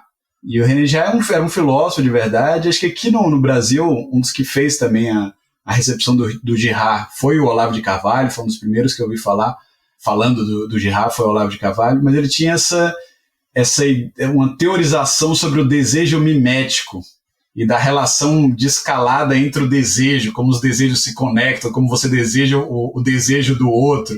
E o Peter Thiel sempre fala que a teoria filosófica do Girard foi o que orientou a condução dele nos negócios, como empreendedor. Inclusive até pode ter a ver com o que ele viu no Facebook num primeiro momento, assim, como uma máquina de conectar desejos e produzir esse circuito mimético de desejo, onde você vai deseja o desejo do outro. Também para os leitores ficarem atentos a isso, o Peter Thiel foi o primeiro cara a investir no Facebook de fora. Foi o que garantiu a existência do Facebook como startup. E sentava na mesa diretora do Facebook até pouco tempo atrás, né? Teve um momento que ele tinha 10% do Facebook. Só para lembrar também que o Mark Zuckerberg em algum momento foi um discípulo do Phil. Ele via o Peter Thiel como uma espécie de mentor e tal. E quando o Peter Thiel apoiou o Trump em 2016, tinha gente na diretoria do Facebook que iria tirar ele da mesa diretora, e o Zuckerberg falou, não, esse daqui tem que ficar, eu confio nele. Mas Quanto à questão mais específica que você colocou, Divan, talvez eu tenha um pouco a dizer e até queria ouvir mais de vocês, porque nesse sentido eu estou num momento muito pessimista, tá certo? Eu acho que isso é difícil dizer. Eu me conhecia como um cara que era, sim, que via as possibilidades do futuro, que estava relativamente otimista e tal, ou pelo menos buscava ter um otimismo da vontade em termos gramscianos, né? Mas a minha avaliação, eu posso estar errado quanto a isso, espero estar errado, é que se teve um momento que o Bannon dizia, olha, tem uma insatisfação no ar com a globalização neoliberal, com, digamos assim, o sistema imperial, para usar um termo do Negri, que eu acho que é basicamente a mesma coisa que eles estavam falando, né? Tem uma insatisfação contra o império, contra a gestão tecnocrática desse império e tal. Eu acho que tinha mesmo. E ela explodia a direita e a esquerda, né? Explodia a esquerda com o Occupy e explodia a direita com o Tea Party. E por isso que o Bannon falou, então o futuro vai ser dos populismos. Pode ser do populismo de direita ou do populismo de esquerda. Então, eu acho que nós temos que chegar aí à conclusão nesse momento de que, pelo menos nessa rodada, o populismo de direita ganhou a parada. Ele está na dianteira e é a força protagônica. Em parte porque o centro político, eu avalio que em algum momento considerou que o populismo de esquerda era mais perigoso para ele do que o populismo de direita. E preferiu esmagar o populismo de esquerda do que adotar como o inimigo prioritário o populismo de direita. Tá? Ele meio que... Qual foi a operação política do centro, digamos assim, do mainstream liberal? Primeiro, esmagar a esquerda e depois dizer para a esquerda, você só tem a opção de me apoiar, porque do outro lado estão os fascistas. Isso não deu certo, né? O centro liberal até consegue se manter em algum lugar, mas dá muito mal. Mesmo, digamos assim, o campeão do centro liberal hoje é quem? É o Macron, que aparece forte para fora, mas muito fraco para dentro. Não tem capacidade de coesão dentro da França nenhuma. É um governante débil, que inclusive perdeu as eleições e fez uma operação uma manobra antidemocrática até para impedir que a esquerda pudesse formar governo, né? Quando você olha, por exemplo, o cenário dos Estados Unidos, onde o Partido Democrata fez de tudo para esmagar, para obliterar o movimento Sanders e tal, e emplacou lá, digamos assim, a opção do neoliberalismo progressista com a Kamala Harris, o que sobra do Partido Democrata está em frangalhos, sem visão, sem uma base social ativa. Eu, francamente, não consigo ver hoje em lugar nenhum das democracias ocidentais algum movimento político potente, com força, que aponta para o futuro, que tenha ousadia, que dispute o centro do tabuleiro e, ao mesmo tempo, encarne esse sentimento de insurgência, de insatisfação. A insatisfação foi toda para a extrema-direita. Não sei, estou errado? Eu gostaria de estar. Tá certo? Eu acho que esse é, digamos assim, o nosso principal dilema. E não é um dilema alheio à nossa situação do Brasil também, não. Porque vocês sabem que eu fiz muita campanha pro presidente Lula e achava que era importantíssimo a gente derrotar a direita populista, que é o mesmo projeto internacional, né? A galera do Bannon, do Trump, que no Brasil é a galera do Bolsonaro, e a mesma coalizão também que vai de fascista a anarcocapitalista e muito fascista anarcocapitalista no meio, as duas coisas junto também. Então, para mim, era o nosso inimigo prioritário. Mas aqui a esquerda brasileira conseguiu oferecer um horizonte, alguma novidade política, conseguiu dar um sentimento de frescor e vigor à sua própria alternativa. Não tem uma sensação quase de uma coisa meio moribunda? Não sei se eu estou sendo muito, muito forte, mas eu tenho essa impressão. Eu vou fazer uma adição aí ao meu questionamento e para tu continuar aí no raciocínio. Porque eu não vou resumir tudo a isso, tá? Porque seria, assim, uma tentativa de explicar a coisa a partir de um exemplo muito, muito tosco, né?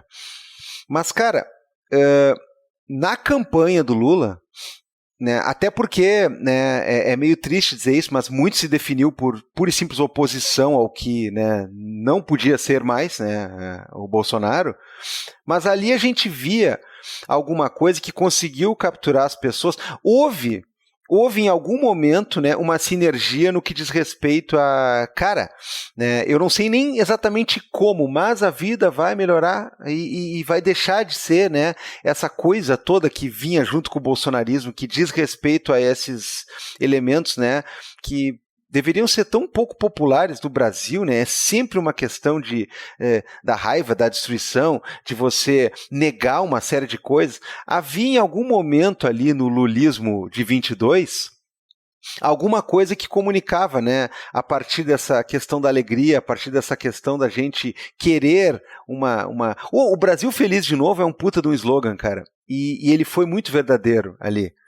Mas é claro, no momento em que a gente tem alternativas de governabilidade que são cada vez mais estreitas e principalmente a gente tem como ideias só tentar reprisar a cartilha do Lula 1, né, aí essa questão é um choque de realidade meio, eu acho que é esse banho de água fria que tu tá falando também, né? E eu não quero de novo dizer que toda essa questão de desejo e essa potência toda, tudo tá resumido em a gente ficar fazendo o L, né? Não é isso, mas assim, não dá para negar que há um componente ali, né?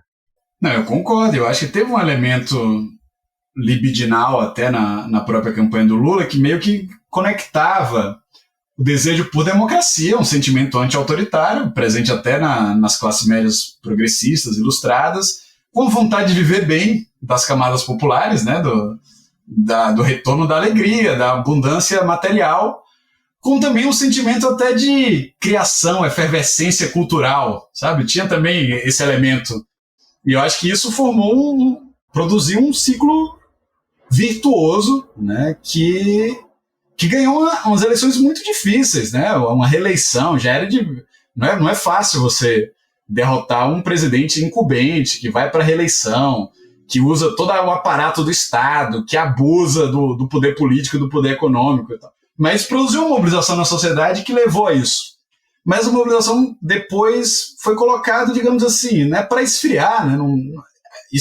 A partir daí não se construiu um movimento de redemocratização do Brasil, né? Porque se a gente tinha passado por um processo de destruição das instituições democráticas, um processo de avanço do autoritarismo, então o que deveria vir depois é uma redemocratização, né? Talvez similar ao processo que foi na década de 80 de redemocratização brasileira, de liberação das energias criativas do nosso povo, né?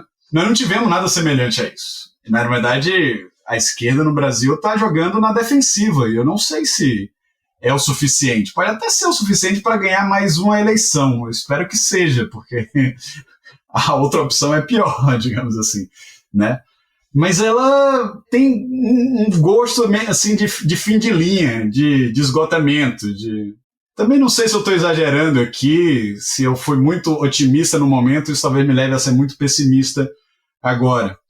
Mas como você revitaliza uma política no nível do desejo? Uma política que é capaz de colocar massas em movimento, com vontade de futuro, com vontade de transformação, com vontade de tomar o destino nas próprias mãos e participar da política. Eu acho que a gente precisaria de uma coisa como essa para ganhar da força libidinal da extrema-direita, com a sua ódio ao masculinismo, com a sua retórica guerreirista. Outra coisa que eu queria mencionar, acho que vale a pena, talvez isso é uma coisa que vocês poderiam até fazer um daqueles episódios inteiros sobre isso, porque uma das outras coisas que o Peter Thiel participou, além do PayPal, é que ele é, em 2003, um dos fundadores da Palantir, né? A gente não conversou sobre a Palantir, mas eu acho que a Palantir também dá sinais importantes assim, da dinâmica política contemporânea. A Palantir é criada logo depois ali na esteira do 11 de setembro, tá certo? Com essas preocupações de segurança nacional em mente, e ela meio que vai vender inteligência, processamento de dados e depois inteligência artificial para você operar logística, às vezes no setor privado, mas fundamentalmente na área de defesa e de contra-insurgência. Então a Palantir aparentemente foi importante para localizar o Osama Bin Laden. Não sei se é propaganda deles, mas eles dizem que foram importantes nisso, né? E a minha conclusão é que a Palantir está construindo o Estado policial tecnocrático do futuro, tá? De mãos dadas com o Estado Nacional americano. Pra vocês terem ideia, essa foi a empresa que mais se apreciou suas ações na Bolsa de Valores norte-americana no ano passado. Empresa número 1 em valorização do seu capital, na Bolsa, capital aberto. E agora, recentemente, o CEO da Palantir, que é o Alex Karp, que até diz que é progressista, tá? Mas não é progressista porra nenhuma. Ele lançou um livro chamado The Technological Republic, a República Tecnológica. E a premissa do livro é que o Vale do Silício esqueceu as suas raízes heróicas. Vocês conseguem entender do que ele está falando quando ele menciona que o Vale do Silício esqueceu as suas raízes heróicas? O que ele está querendo dizer? Pô, o Vale do Silício começou como parte do complexo industrial militar. Começou com um esforço de guerra junto do Estado, alinhado ao governo americano, para intervir na geopolítica. Essa é a nossa missão originária, é essa.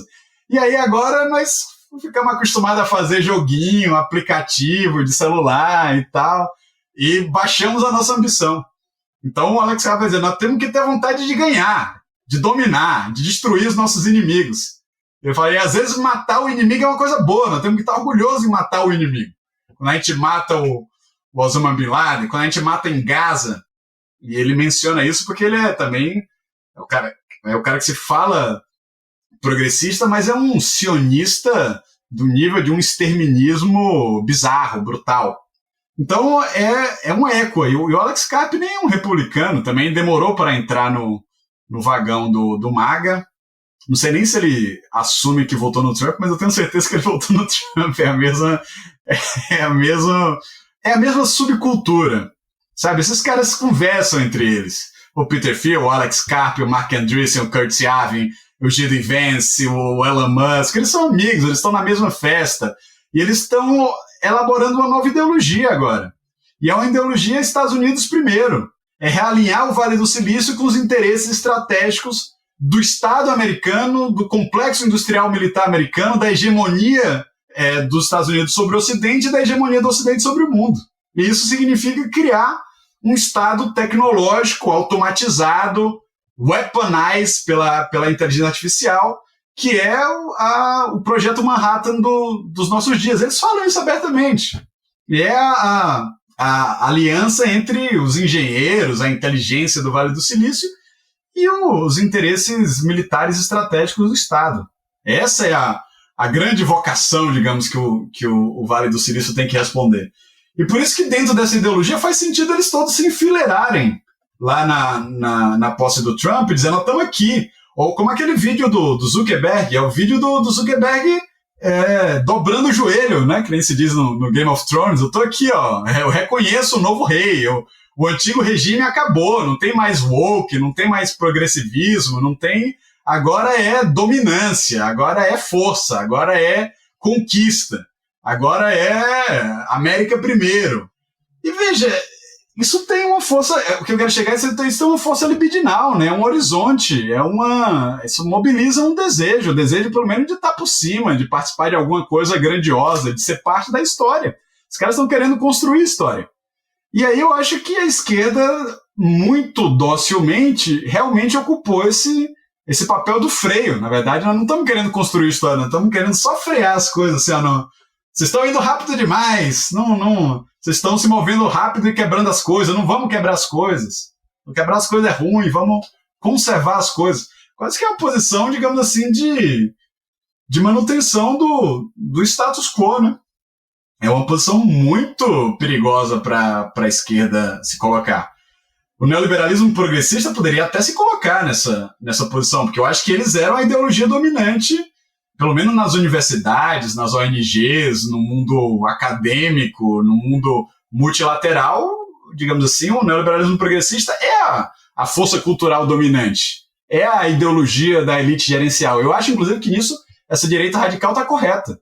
Existe uma elite gerencial cosmopolita, aberta, metropolitana, cuja ideologia natural é algo como o neoliberalismo progressista, ou seja, progressista em termos de costumes, cultura, valores e plutocrático na economia. Isso foi o que reinou. Isso é a era Obama, entendeu? Mas esse mundo, eu acho que de fato esse mundo acabou, cara. E não tem volta atrás. E quando você só quer preservar esse arranjo, você não tem nenhuma visão ousada, audaciosa, ambiciosa de um futuro radicalmente transformado, de um futuro que anima as pessoas a querer se tornar parte desse futuro, aí você não vai para lugar nenhum, você vira realmente uma âncora. Muito bem, meu amigo Victor. Não deu para puxar todas as coisas ali que, né, acabaram surgindo durante o episódio, mas é sempre aquele negócio, né, Gabriel Divan? Isso significa que tem que sair mais um, né? Mas agora é momento das nossas dicas culturais, porque a gente já estourou o nosso tempo aqui. Pois é, né? Cara, é tanta coisa, mas é tanta coisa que seria injusto, né? A gente pretender, talvez, falar disso tudo num só programa, e, de certa maneira, né, já é um convite implícito aí para uma volta que a gente lamenta muito, Victor, que não por ti, né? Você vem aqui sempre que quiser, mas a gente lamenta muito que talvez tenha que ser breve, né? E talvez tenha que ser urgente também, dado que essas coisas não param de pipocar, né? Esse tipo de coisa aí. Bom, o nosso ouvinte hoje sai com uma tremenda de uma coleção, fascículos, catálogos aí, né, no que diz respeito a toda uma galera aí que está, sim, dando muitas cartas por aí, e principalmente, né, sai com um novo catálogo, né, de motivos para mais pessimismo, de certa maneira. Mas vamos lá, a gente precisa conhecer esse tipo de coisa, a gente não pode negaciar, né, frente a isso. Bom, vamos para as nossas dicas culturais, que, para além de tudo aí, né, que você já ouviu com certeza com o dedinho no pause a todo instante, porque cada nome citado pelo Victor, cada teoria aí, cada possibilidade de desdobramento aí, muita gente deve ter anotado, muita gente deve ter parado para pesquisar e para dar uma olhadinha. Tudo bem, faz parte, né? Mas a gente tem mais dicas aí que podem ter ou não ter a ver com o episódio, que podem ter ou não ter relação com essa zica toda aí, com essa engronha toda, que é aquele momento onde, com o apoio do artesão, pizzas para você assar em casa, né, a gente vai deixar com você. Então lembra que você que está em Porto Alegre, região metropolitana, ou Criciúma, pode pedir o artesão, não é só pizza, tem muito mais coisa para oferecer, tem muito mais delícias, né? Olha nas redes sociais aí e confira. Mas você que está nesses lugares, você tem o privilégio de poder pedir o artesão e você vai dizer o seguinte: eu sou ouvinte do Vira Casacas, eu escutei o Victor Marques aí nessa semana e, portanto, a minha teleentrega eu quero que... sei lá, né? Eu quero que Ingrid Dutra pague a teleentrega. E ela que vai pagar, porque você não vai pagar, né? Almoço grátis eu não sei, mas teleentrega grátis também não existe. Mas para você vai existir, certo? Vamos lá. Felipe, o que tem de dica aí para a semana? Cara, eu vou dar duas dicas aqui que são do mesmo autor, tá? Um deles eu falei no último RT comentado, porque foi de lá que eu peguei, né, o texto para fazer. Foi então sobre o Curtis Yarvin, mas eu vou bater aqui, que é o Key Thinkers of the Radical Right. Ele não saiu em português. Ó, Vitor, mete teus pauzinhos ali, que é para alguma editora fazer isso aqui. É um baita livro, né? Agora já tá um pouquinho ultrapassado, porque na época eles diziam, olha, esse Mencius Moldbug, ele tá falando umas coisas aqui e tal, e ninguém dava bola, né? Mas ele é muito legal, porque o Vitor citou durante o episódio Julius Evola, né? Toda essa galera que aparece nesse livro, que é organizado pelo Mark Sedgwick. Então, assim, ó, vale muito a pena. Eu vou botar, né, o linkzinho para comprar, mas provavelmente você vai baixar ele, não tem problema não, né? Tá só em inglês, mas vale muito a pena. O que tem em português... Só fazer um parênteses aí, é porque esse livro ele é editado pelo Mark Sedgwick, que é o cara que escreveu o melhor livro sobre tradicionalismo que eu acho que existe já. Que é o que eu ia indicar agora, Contra o Mundo Moderno. Essa é a minha segunda dica agora, porque tu também falou do tradicionalismo, eu digo, poxa, esse tem em português, que é o Contra o Mundo Moderno.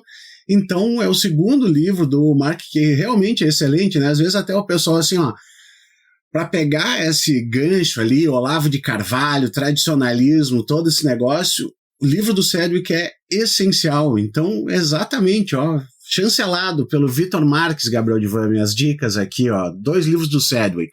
Olha aí, que beleza, cara, que beleza. Eu vou dar uma dica que foge, né, do nosso tema, até porque algumas das questões que eu tenho estudado aí, elas estão permeando muito o tema, né, e hoje já pude também eu fazer minha anotação aqui de mais elementos, mais bibliografias e tudo mais, mas eu vou prestar uma homenagem aqui a esse nosso querido amigo, querido ouvinte aí, que é o Rodrigo Metal, que esses dias ele me indicou um podcast dizendo assim, esse aqui o Gabriel vai gostar com toda certeza, né? Que eu já falei deles aqui também, é um podcast que volta e meia eu vou lá dar uma bisoiada, eu vou lá dar uma mordiscada, né? Porque eles têm muita coisa boa. A gente não consegue ouvir tudo que a gente gosta sobre tudo que a gente quer, né? Então tem que fazer uma questão mais seletiva, mas volta e meia dá. E aí, o podcast que trata de quadrinhos, o Confins do Universo, esses dias fez um episódio sobre Frank Miller, né? E o Rodrigo disse assim, cara, as minhas histórias em quadrinhos preferidas são do Frank Miller. E aí eu vou concordar com o Rodrigo, porque as minhas também, né? Principalmente o Batman Ano 1, né? O Cavaleiro das Trevas, né? Deixa pra gente conversar mais depois, porque é muita coisa, né? Mas eu fico com o Batman Ano 1 sempre, né? A Queda de Murdoch também, né? Tem aí série do Demolidor nova rolando, e eu vou endossar essa dica do Rodrigo, mas pelo menos alguma relação tem com o nosso episódio, porque as coisas são muito fáceis hoje em dia, né? O Frank Miller cai em maldição quando, a partir do final da década de 90, ele começa a decair a qualidade dos seus trabalhos, né? O cara não vai ficar na crista da onda por 20 anos consecutivos, né? Todo o tempo.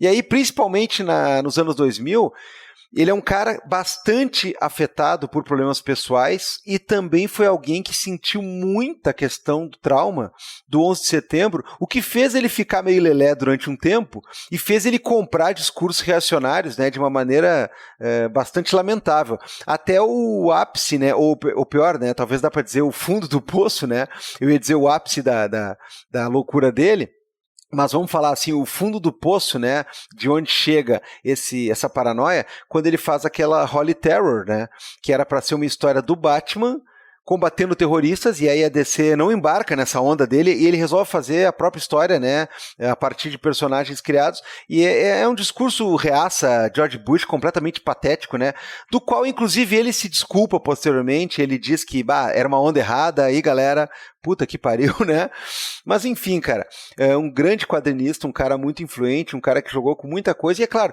e que joga também com violência, né, estética, como uma questão de ferramenta do discurso, às vezes para usar despudoradamente ela, às vezes para fazer uma crítica, enfim, né, eu acho que é um cara que tem uma obra bem bacana, né, e é claro, não precisa dizer se assina embaixo de tudo ou não, porque isso aí é meio ridículo, né, de nada, a gente tem que assinar embaixo de tudo de uma maneira meio fanática, então um cara com muitos erros aí, mas eu acredito que com muito mais contribuição boa do que ruim, enfim, né, fica aí então esse programa do podcast como ponte para... Acho difícil alguém que gosta de quadrinhos não ter sequer ouvido falar no Miller, mas se você não conhece muito mais obras que ele, só conhece o Cavaleiro das Trevas, então, né, dá uma escutada aí na carreira do cara, porque tem muita coisa interessante e muita coisa boa. Então tem 2 livros recentes que eu tô terminando de ler ambos, estou achando muito interessantes para quem, sobretudo, ficou curioso para saber da história disso que eu chamei de um novo fusionismo na direita americana, né? Que é essa junção entre nacionalismo e anarcocapitalismo. Tem um livro bom do John Gans chamado When the Clock Broke, que ele vai justamente falar ali o começo da década de 90, a campanha do David Duke, que é o cara da KKK em Louisiana, a campanha do Pat Buchanan, onde o Samuel Francis se encontra lá com Murray Rothbard, e a campanha do Ross Perot, né, que acaba sendo um candidato de terceira via, digamos, nos Estados Unidos, que ganha, acho que 20% dos votos. Nunca um independente chegou tão alto assim. É a campanha que o Bush pai não é reeleito, né, ele perde a reeleição. Então, When the Clock Broke, do John Gans, muito interessante. Tá? E a segunda dica é o novo livro do Queen Slobodian, que eu citei aqui o Slobodian também. Ele é o autor de Crack Up Capitalism, mas o livro novo dele, que é também, de certa forma, sobre isso, se chama Hayek's Bastards, Os Bastardos do Hayek, do Friedrich Hayek. da Sociedade Mont Pelerin. Ele vai investigar as raízes neoliberais da direita populista. Então ele vai mostrar como esse novo populismo de direita tem as suas bases numa certa dissidência neoliberal. Esse é o caminho, digamos assim, Rothbard, Hoppe, né, e o pessoal do Instituto Mises começando a falar de realismo racial e fazendo sua aliança com os paleoconservadores. Eu quero agora fazer uma anti-recomendação, que é uma coisa que eu não acho bom, mas que é interessante para quem quer entender o que eu tratei aqui, tá?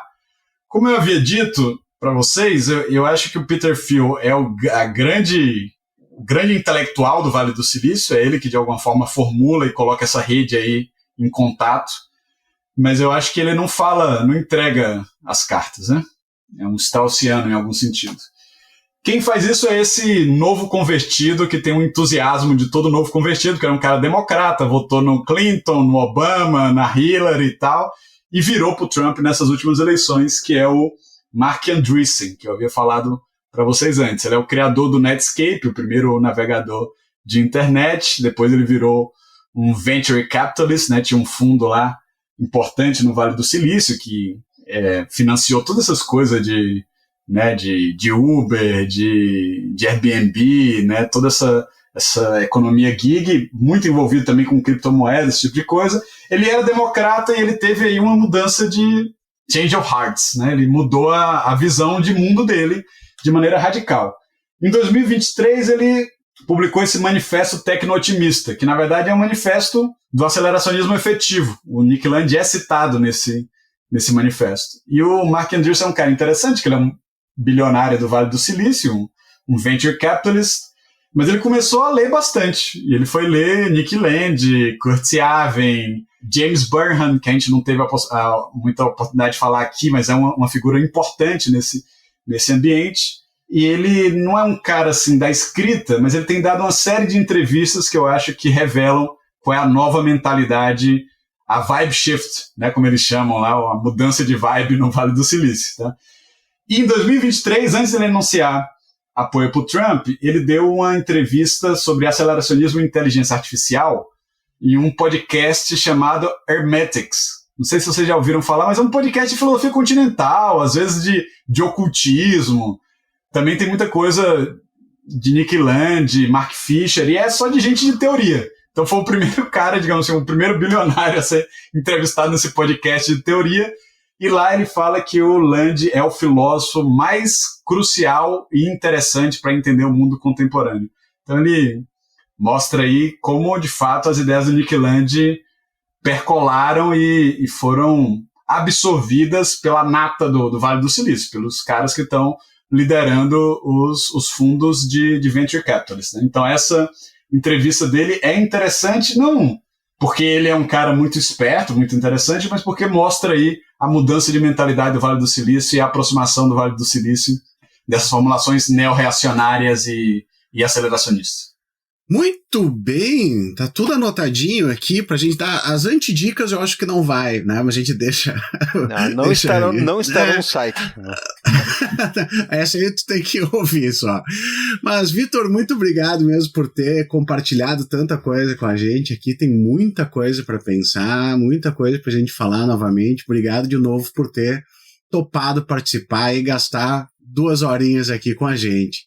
Valeu mesmo. Foi um intenso prazer para mim. Me chamem que eu retorno. Beleza. Gabriel Divan, somos só homens normais, homens inocentes. Diferentemente dessa galera aí, velho, pelo menos dormir no travesseiro em paz, né, dá, né? Porque nós somos homens inocentes. Até que se fala o contrário. Vamos lá. Tchau, galera. Obrigadão, hein? Até semana que vem. Tchau, pessoal.